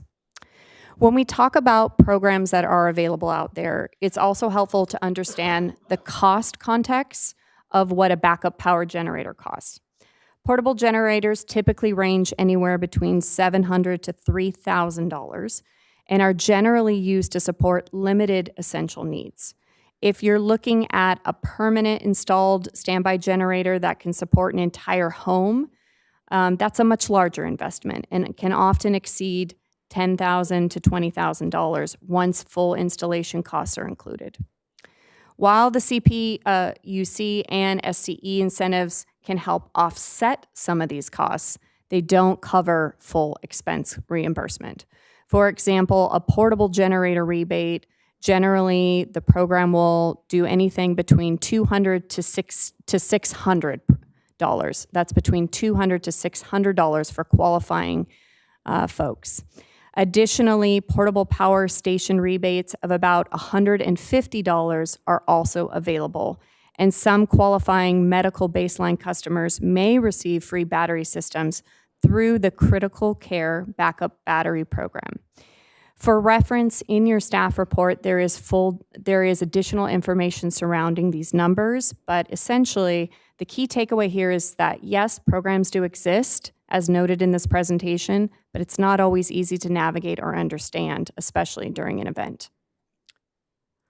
So when we look at what does the city currently do outside of during PSPS events, before or during events, consistent with practices in peer cities, the city currently provides outreach and education related to preparedness through our city communication channels. Up on this screen, I've just put a high-level overview of some of those. It includes our city's website, our monthly City Focus newsletter, which we leverage various messages throughout the year for PSPS or SCE programs and incentives, social media, coordination with our community partners, SCV TV, we do ads on our television public access channel, informational materials at all city-sponsored events, and we have brochures available at our city facilities. On this next slide, and then one other thing is we also last year did city council presentations where Edison again came and presented to the council, and then we also had 211 come and give an overview of how they can help customers. Just on this screen, this is a visual example to show you some of those elements when we talk about what we do on our website, which is the top left corner. That's a snapshot of our dedicated website. We bolstered that up last year and expanded it and reorganized some of the content, and we also have an FAQs there. Then we created specifically identified branding, that PSPS big yellow tile to help get people's attention. We did social media messaging, and then what you also see is just a couple of examples of city focus articles. And then also we have the Edison flyer right there is in the center, and that's one of the flyers that you'll see at our city facilities. Going to our final two slides, when we look at potential actions for City Council consideration, this may include opportunities to build on existing PSPS outreach and education efforts by strengthening and coordinating our messaging, as well as or expanding our public education programs. In addition to broad community awareness efforts, city staff recommends focused, enhanced education and outreach, potentially in neighborhoods that are most impacted by PSPS events. And we can use data collected from Edison from 2024 and 2025 to identify those top areas. This could also include targeted informational materials, social media marketing to those neighborhoods, short video PSA announcements, public service announcements, educational presentations at neighborhood council meetings or HOAs, and also partnering with Edison to make sure that they are present at the table and also connecting residents specifically back to the programs that they support. So to summarize our presentation, what's requested today is receiving and discussing this item, but then also providing direction on where you would like to see us lean in or amplify our efforts. And then for reference for the public's education, there is no fiscal impact associated with this item and the discussion that we're about to have. And should there be anything, we can return back to council with further information. That concludes my presentation. Thank you. Does council have any questions of staff? Councilmember Ayala?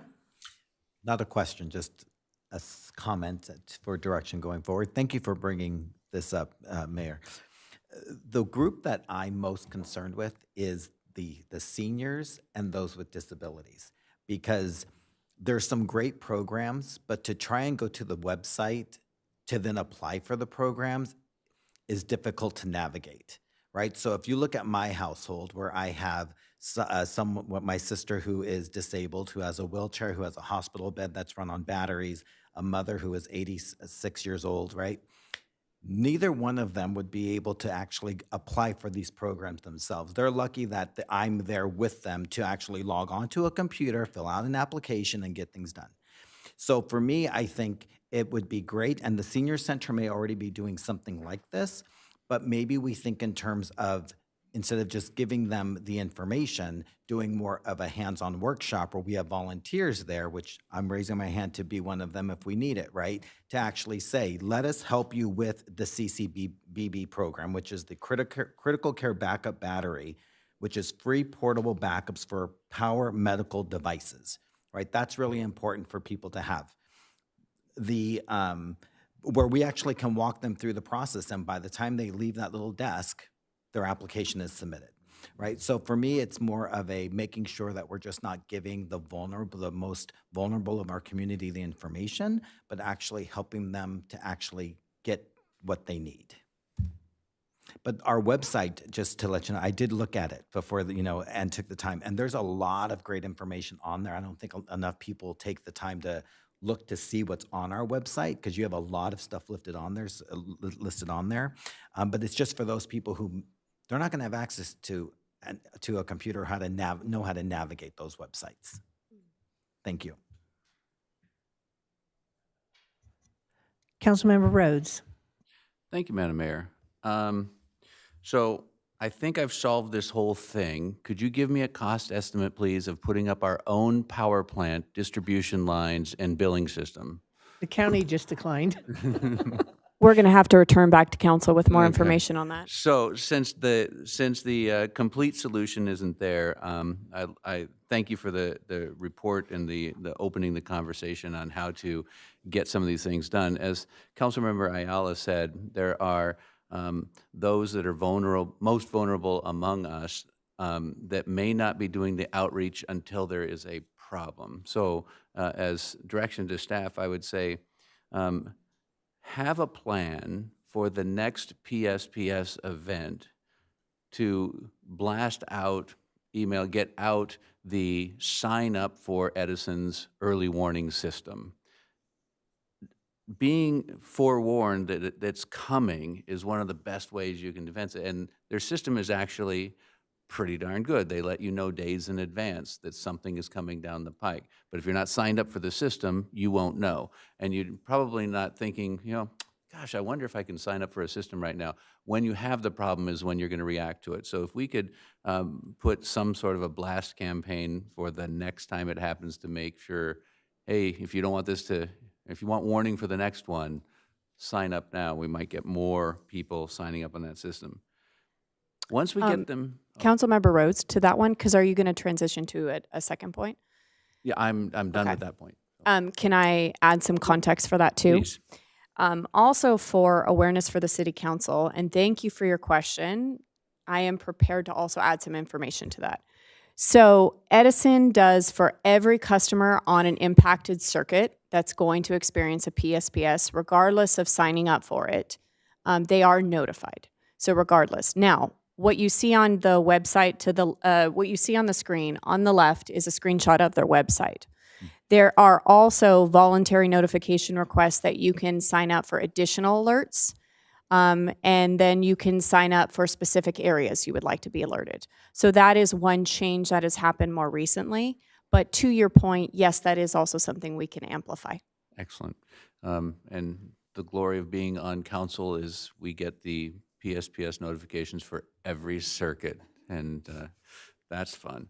In LA County and here that affect our area. So because I'm a representative for the Clean Power Alliance, one of the programs that you didn't mention on there, and it's similar to Edison's, but it's actually an additional one, are battery backup systems rebates. And you can combine them, Clean Power Alliance and an Edison rebate, to make that rebate bigger. That it's a fairly limited program, but I think that because we are participating in Clean Power Alliance as the community choice aggregator, that we should actually reach out to them and say, we have a project for high fire zone areas for the most needed ones, most vulnerable in that population in a high fire zone. Here's the cool thing about batteries for Clean Power Alliance. For them, it's another power plant. When things are cruising along as they're supposed to, solar panels fill up the batteries during the day, or you're taking it off the grid, and then Clean Power Alliance can take that off the battery when electricity is expensive. So it's in their advantage, to actually get more battery systems out there in this program. And then when there's a PSPS event, they don't take your electricity, you get to use it. If we could work up some sort of a program, even a pilot program that says high fire zone, most vulnerable, battery backup installations, that might be another avenue to get some of the most vulnerable. And that's what I have for now. Thank you. Mayor Pro Tem Litster. Thank you. Thank you, Heather, for your presentation, information. I have something I wrote up that was, as I'm reading this, that my angst, just that we even have to have this discussion, to be very honest.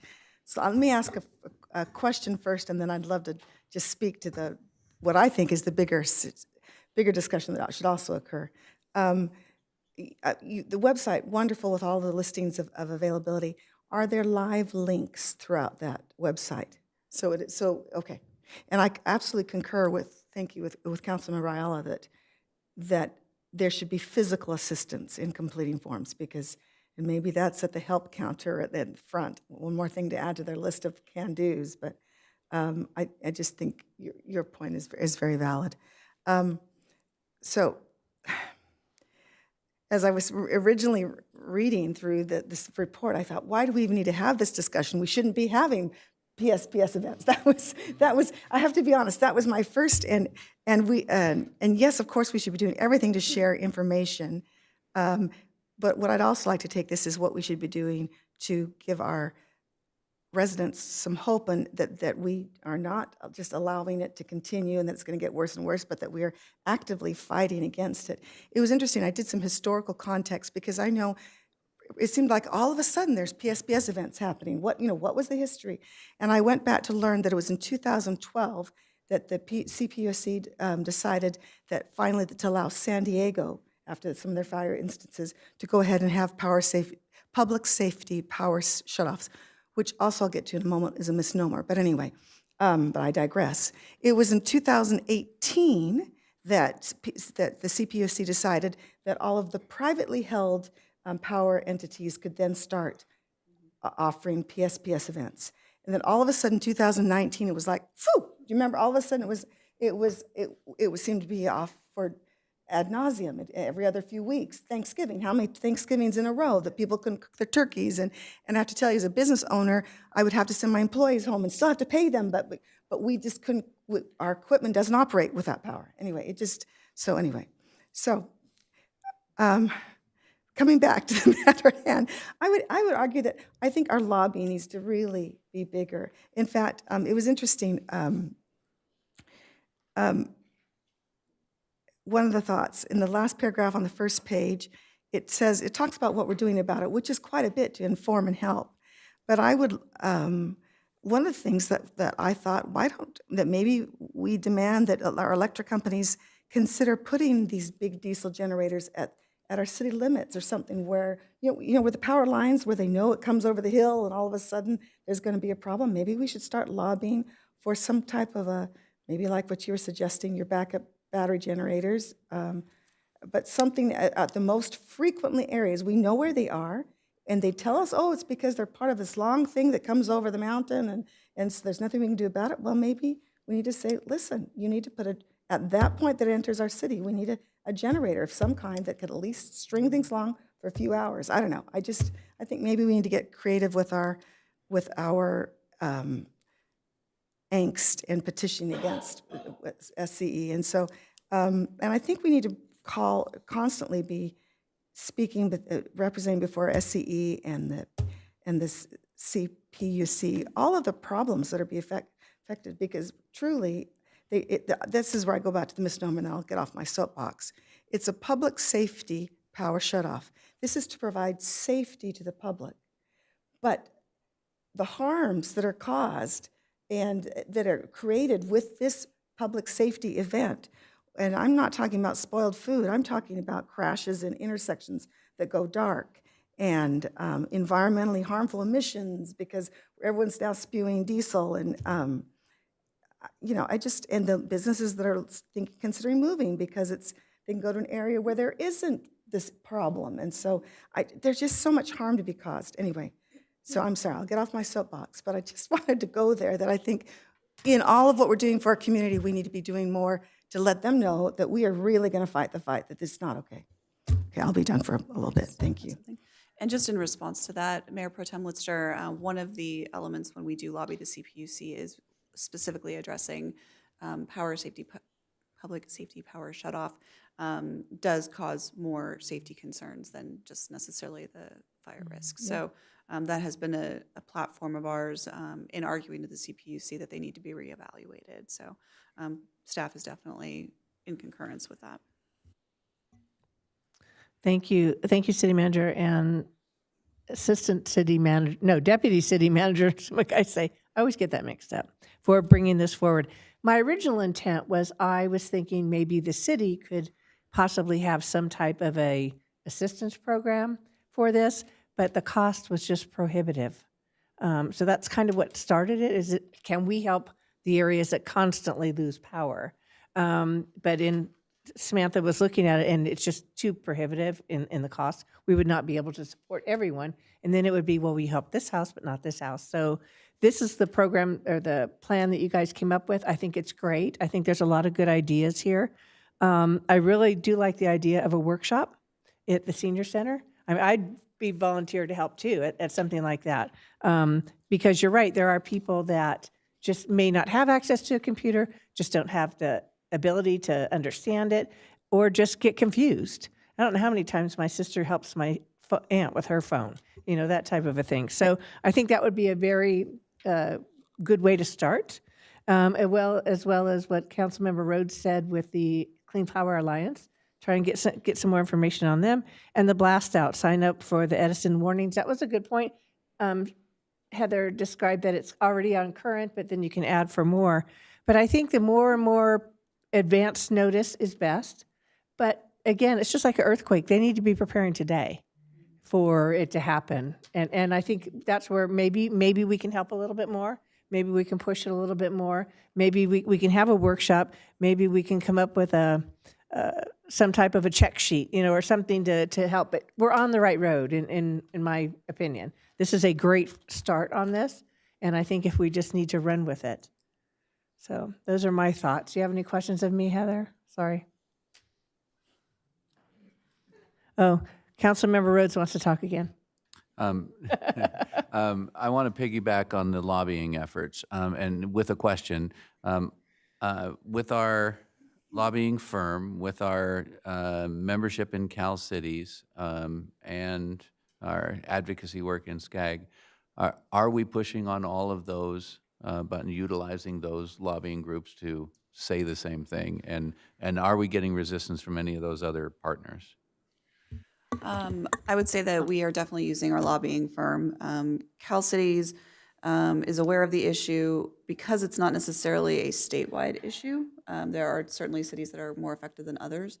I'm not aware that they've really taken up that cause. And then SCAG, we have not engaged with SCAG. That is something that we could certainly do, though.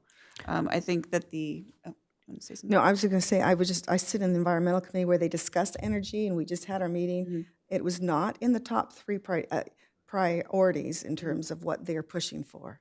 And just to piggyback what you're saying. Well, and I'll also defer to Mayor Pro Tem Litster. The Environmental Quality Committee did receive a presentation from a group that does advocate on behalf of ratepayers to the CPUC, and so staff will be looking into that further as well, to see if that's another arm that we can leverage. Thank you.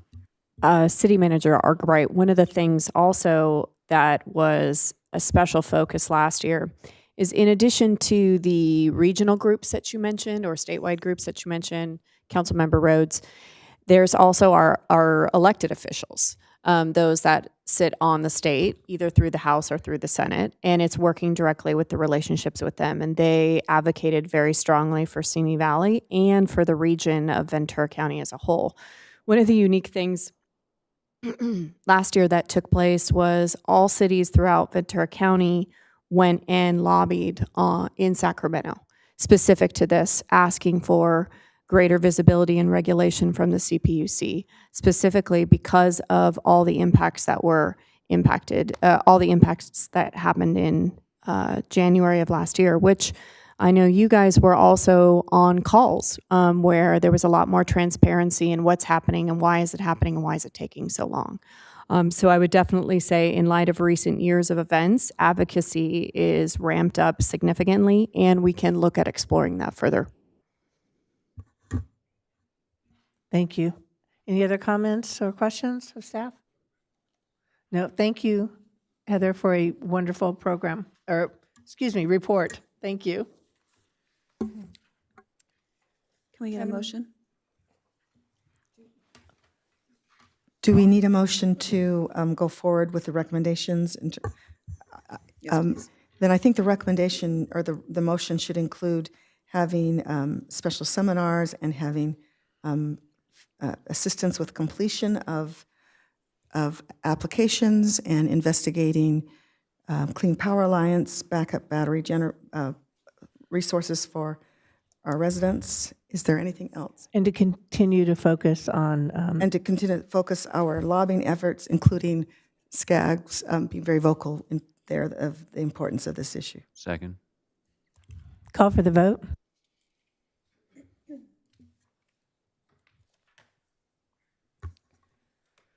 The motion passes unanimously. Thank you. Madam Mayor and members of the City Council, next on the agenda is item 10A, City Council Member Reports. Councilmember Ayala. Thank you. On January 14th, I had my one-on-one meeting with City Manager Argabright. On January 16th, we had the California Fish Grill ribbon cutting grand opening. I had never been to one of them before. I loved it. I've been back 3 times since then, but probably because it's around the corner from my house, so it makes it really easy to do. And it closes at 9 o'clock, so if you talk really fast, that is my dinner tonight. January, that's not intended to any one of you, just if you talk. You buy me dinner, we'll talk about it. January 19th was the MLK Day of Service with our partners through the Park District who sponsored different events around the city. And so my assignment was at the Equestrian Center to do some painting and things like that. It was a great day of service, and our youngest volunteer was 5 years old. And she did the sanding and everything. So it was really great. Everyone came out. So thank you for all the volunteers who came out for MLK Day of Service. I then was fortunate enough to be asked to be the MC at the Peace Vigil at St. Francis of Assisi that evening. And that brought together between 7 and 10 nonprofits to put this event together to emphasize volunteerism and service in your community. So it was a really great turnout of a packed house, really a great event. On January 20th, we talked about this earlier about the homeless count happening on Wednesday. I went to the training for the homeless count on January 20th, and I'll take part in that on Wednesday.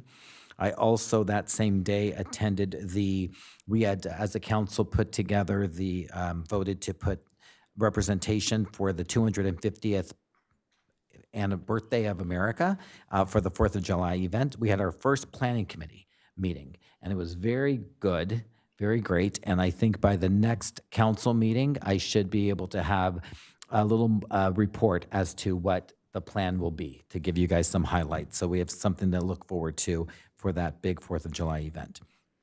January 21st and 22nd, I was in Sacramento at the Mayor and Council Members Academy.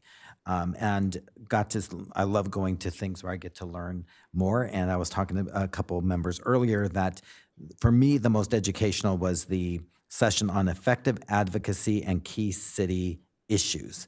And in that session, different lobbyists that were representing things like public safety, housing, transportation, were able to brief us on the 2026 advocacy priorities. And because they know that they brought forth those items that really affect those at the local level. So it really allowed me to be educated on those items and to pay attention to them as they come up later in the year for votes and things like that. January 24th was the groundbreaking for the YMCA expansion. Very well attended. That facility is going to be really great when it's done. And a shout out, if anyone wants to contribute to the capital campaign, you can go to the YMCA's website and be a contributor to help with that expansion. That evening, I attended and volunteered at the Ed Foundation's bowling fundraiser. It was their first one they had. All of the money goes back to schools, to student scholarships, to grants for teachers' classrooms. Councilmember Judge was there as a bowler. Yeah, so he was able to bowl there with his family, and I was there to help with the fundraising itself. So that is the end of my report. Thank you. Thank you. Councilmember Rhodes. Thank you, Madam Mayor. On Wednesday, January 14th, Mayor Pro Tem Litster and I attended the Cranial Technologies ribbon cutting. It was at the town center. The address was the town center. We wandered around for a while and figured out it's mobile and it's in the parking lot of the town center. We found it. Look for the balloons. Just look for the balloons. Congratulations to that organization. They're doing a route between here, Santa Clarita, and Thousand Oaks, and Ventura. Camarillo, I think. Camarillo, thank you. It is solving a problem that I didn't even know existed, and those that are dealing with the issue It's very emotional, and they're able to get help locally. So congratulations on having them do a route through Simi. On Thursday, January 15th, I took the Zoom training of the point-in-time count continuum of care training, and so I'm prepared to do that again. Since it wasn't my first time, the Zoom training allowed me to go faster through the training process. That afternoon, the Clean Power Alliance had a meeting, which I went over and took at the Moore Park City Hall, just because I wanted to see their facilities. It was a noticed location. At that meeting, a rate adjustment was passed through, and something that I just need Simi Valley to understand about rates. We opted to be part of the Clean Power Alliance. If you didn't opt out, you are opted in. And there are 3 tiers of electricity that we could opt in. Our city chose the lowest cost tier. And since that decision was made, with the exception of 2 months, the power that we are purchasing is cheaper than what we would get the same thing from Edison. If we'd gone into the fully clean energy, the most expensive side, we'd be paying consistently 6 to 12% more for the same energy that we could have purchased through Edison. And so I praise the councils that came before us for making that decision. I argued hard to say we still have to be under. I will tell you that right now we're only about 0.7% under Edison's base rate, but it's still under, and I fight for that at these rate adjustments. It'll probably be reset again around March, and we should be looking even better for paying for our energy. So for those of you thinking about cost of living and affordability, we're paying less for our energy than if we were just going through Edison. On Friday, January 16th, I also attended the opening of the California Fish Grill, and I didn't eat the food because I was running to the next thing, and I'm disappointed I haven't gone back, but I'll do that. If you'll indulge me for a personal moment, on Monday, January 19th, was an incredibly special anniversary for myself. I went to dinner with my wife, Tony Filato, and Evelyn Garfield, and it was the 10th anniversary of Tony receiving my kidney. And I say that out loud for you all because now you know somebody that's donated a kidney. So if anyone in your circle ever says, oh my gosh, I need a kidney, you can be past the fear factor and the yuck factor. There's somebody who's done it ahead of you. And my stepmother was my example, and if I can be that for anyone else, and if you ever have any questions about that process, I would love to talk to you about it. So thank you for that indulgence on that. Wednesday, January 21st, I was honored to present for our region, Thousand Oaks, Moore Park, and Simi. I'm the SCAG Regional Council representative. At an earlier meeting here, Kome Ajise, the CEO of SCAG, came and gave us a presentation. I got to give a much more abbreviated version of that, and it was probably, if you ask City Council there, too long. I presented that to the Moore Park City Council on the 21st and was able to field questions about RENA allocations and those things that are coming up again. On Thursday, January 22nd, I attended a committee for SCAG. It's the General Assembly Host Committee, where we are raising money for that event. That evening, the mayor and I got to attend Assembly District 42 Community Excellence Awards. And we were there mostly because one of our own was being celebrated.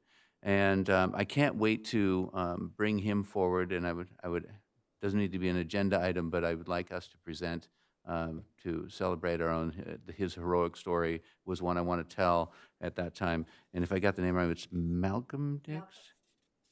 Captain Malcolm Dix. Dix, right. Okay, so we want to tell his story. That was spectacular. And thank you to the Assemblywoman for having those awards in the district. On Friday, January 23rd, I flew up to Sacramento in the same string of events that Councilmember Ayala was at. I attended the League of California Cities Housing Committee subcommittee meeting, and we agreed on what our platform was moving forward, and that is the end of my report. Thank you. Councilmember Judge. Thank you, Madam Mayor. On excuse me, Wednesday, January 14th, I attended the swearing-in ceremony of 4 new officers here for the Simi Valley Police Department. Glad we got them on board. On Thursday, January 15th, I had a meeting with the city manager and staff about relocating a business in our town from one location to another and trying to facilitate that and expedite it for them. On January 16th, I attended the grand opening of the California Fish Grill. And on Saturday, January 24th, I went over to the Baker to Vegas fundraiser for our police department and bought some tickets and had breakfast, and then I had to take my brother to the airport, which is why I missed the opening of the YMCA. On Saturday the 24th, I also attended that evening the Super Bowl for Education for our Education Foundation. I had a lot of fun doing it, and Councilmember Ayala did a great job as the MC. That's the end of my report. Thank you. Mayor Pro Tem Litster. Thank you, Mayor. On January 13th, Tuesday, I had a meeting with a resident, Doug Lipsky, with our city manager, Argabright, and Mr. Ron Fujiwaki, and he's spoken to us previously, very concerned about overgrown vegetation, cleanup, et cetera, but I think that he was pleased with progress and understood that it takes time, but that progress is being made, so I appreciated that meeting we had together.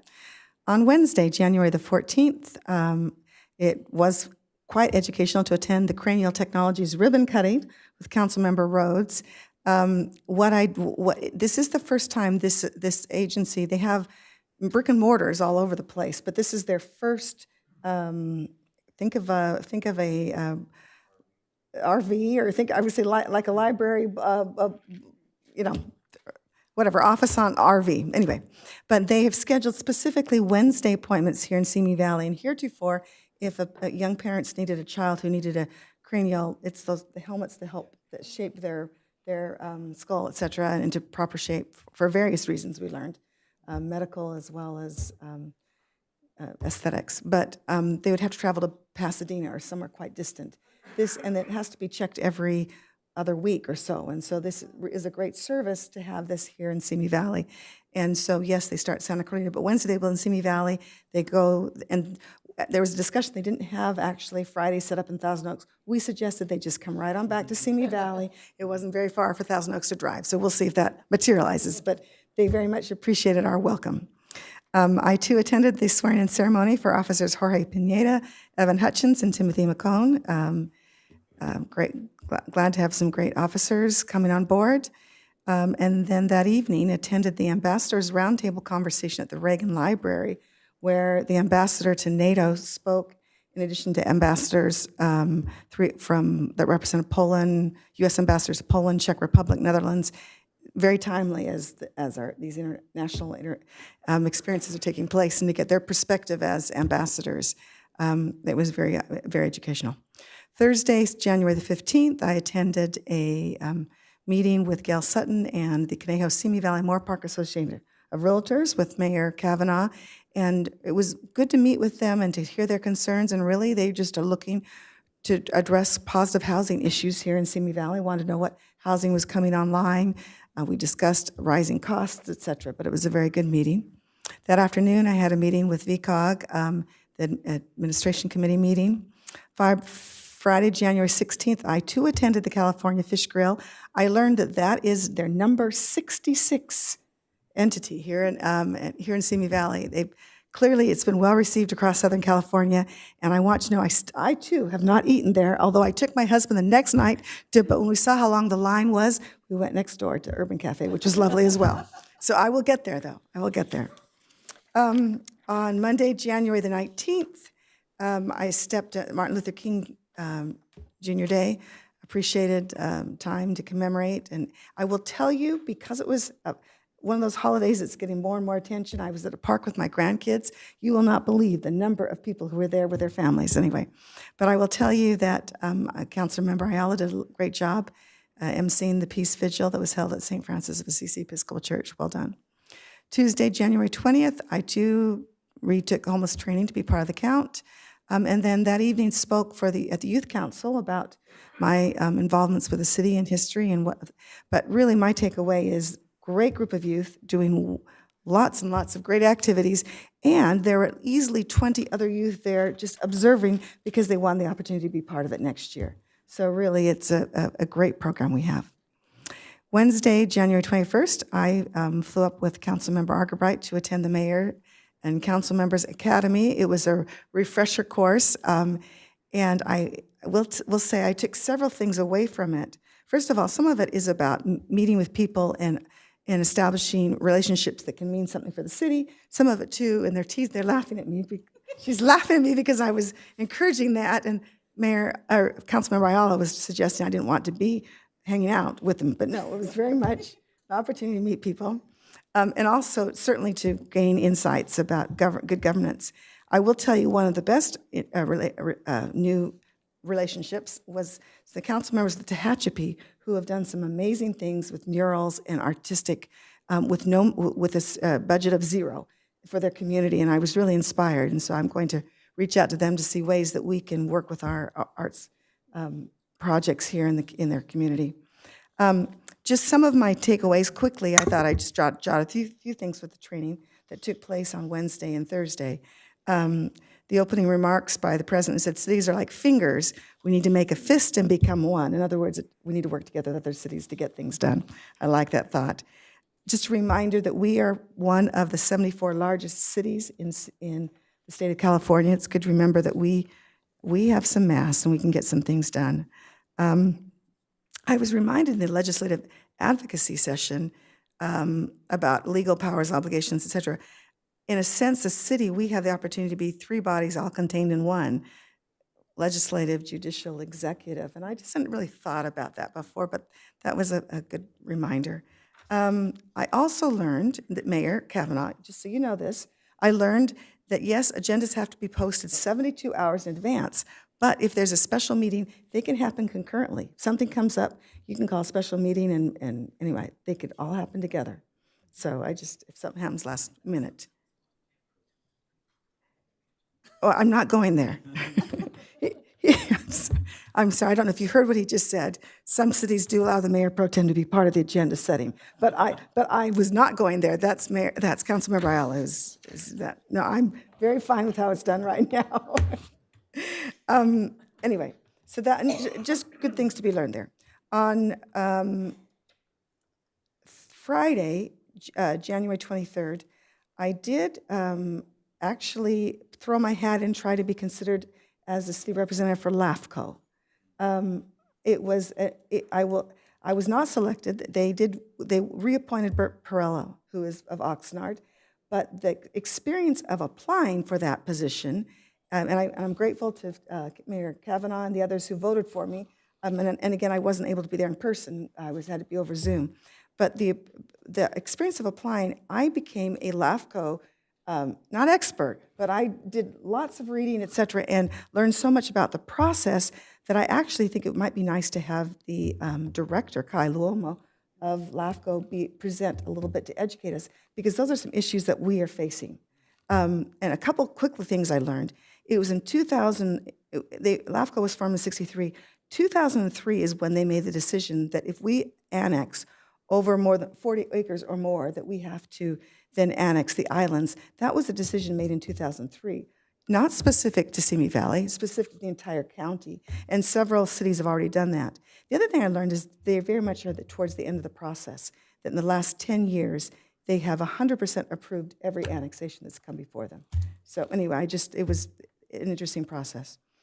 I also attended the Environmental Quality Policy Committee there in Sacramento for the League of Cities, and as our city manager, Argerbright, mentioned, The speaker, Linda Sarazawa, who is the director of California Public Advocates Office, exists to advocate for rates for our ratepayers.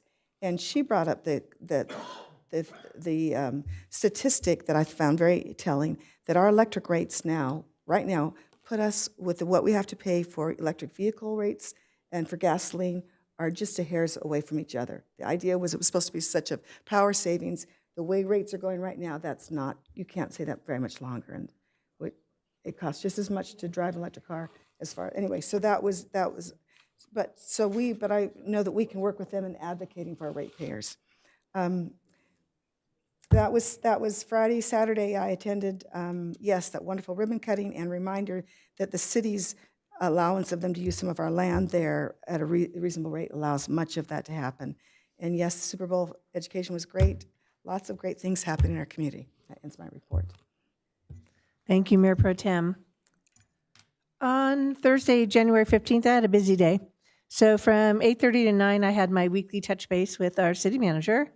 From 9 to 10, I also met with CSMAR, the Conejo-Simi Moorpark Association of Realtors. It was their legislative committee, and they like to once a year meet with each of the cities to share thoughts, ideas, and to see if there's anything they could do to help us. And we offered, if there's anything we can do for you, just let us know.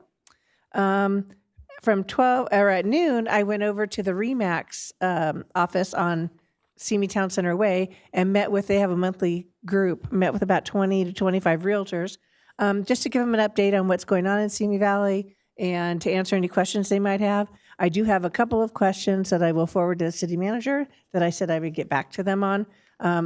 One was what the property that sold recently on Presidio, and is it Tapo? They wanted to know what that was about, what the zoning is. They were scared it was going to be apartments. So I'm putting you on the spot. So I didn't want. I will send that to you.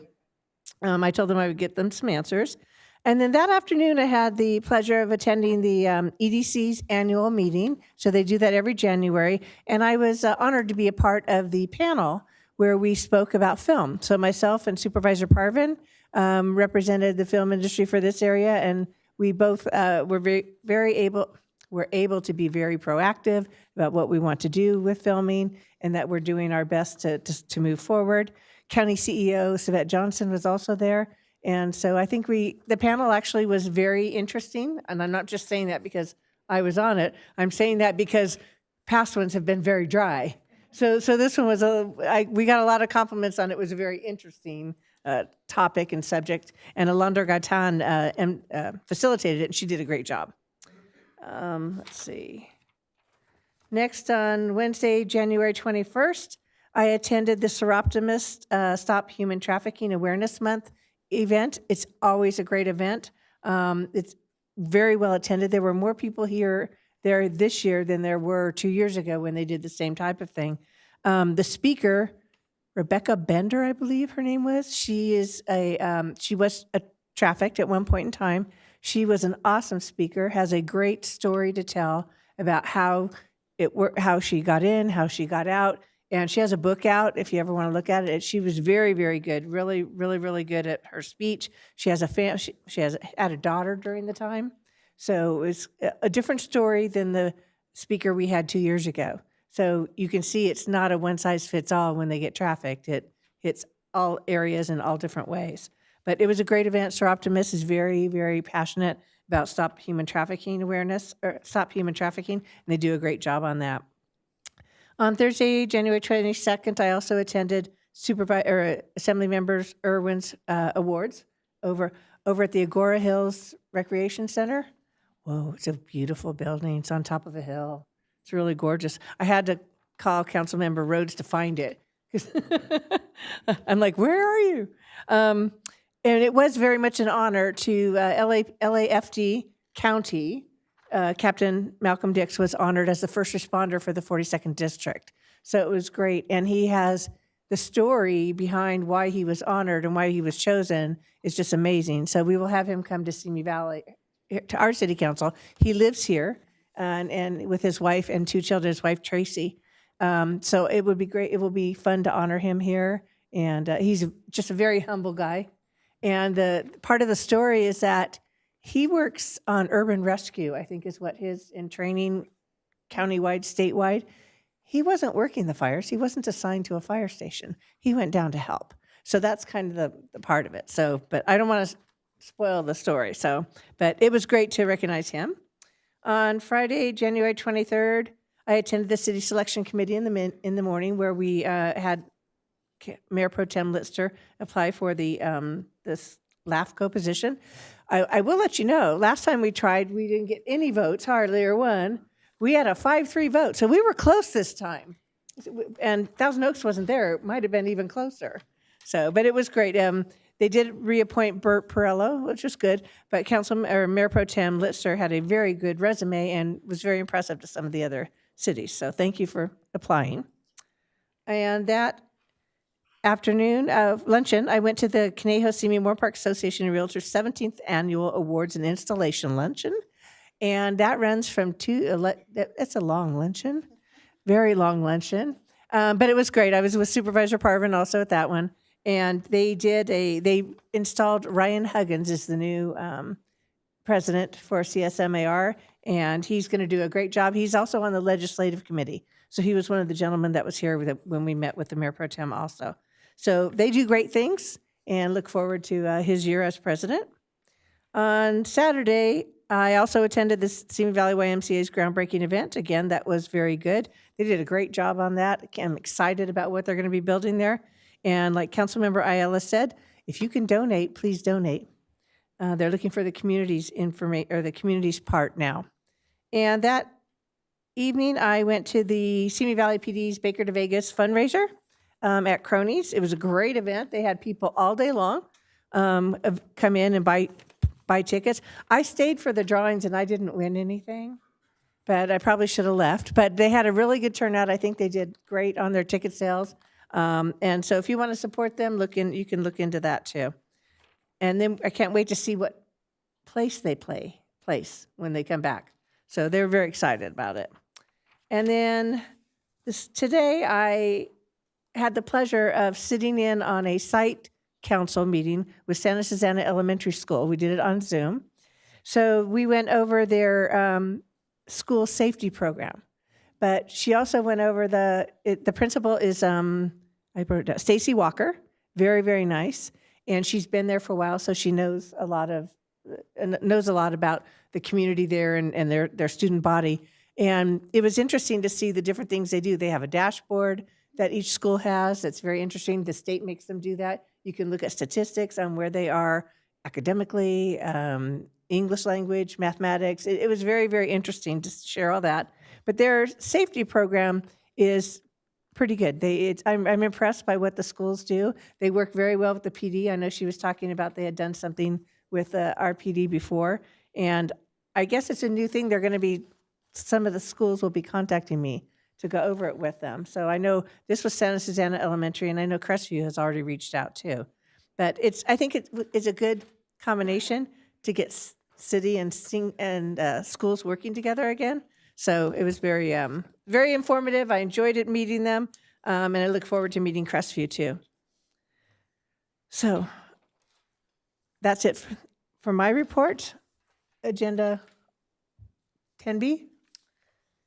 Madam Mayor, members of the City Council, next on the agenda is 10B, council member requests for future items. Any requests? All right, not seeing any. We will be adjourning in memory of Stephanie Tolson this evening. She's the wife of John Tolson, who is a very good, big member of our chamber and is also one of our planning commissioners. So we will now be adjourned. Thank you.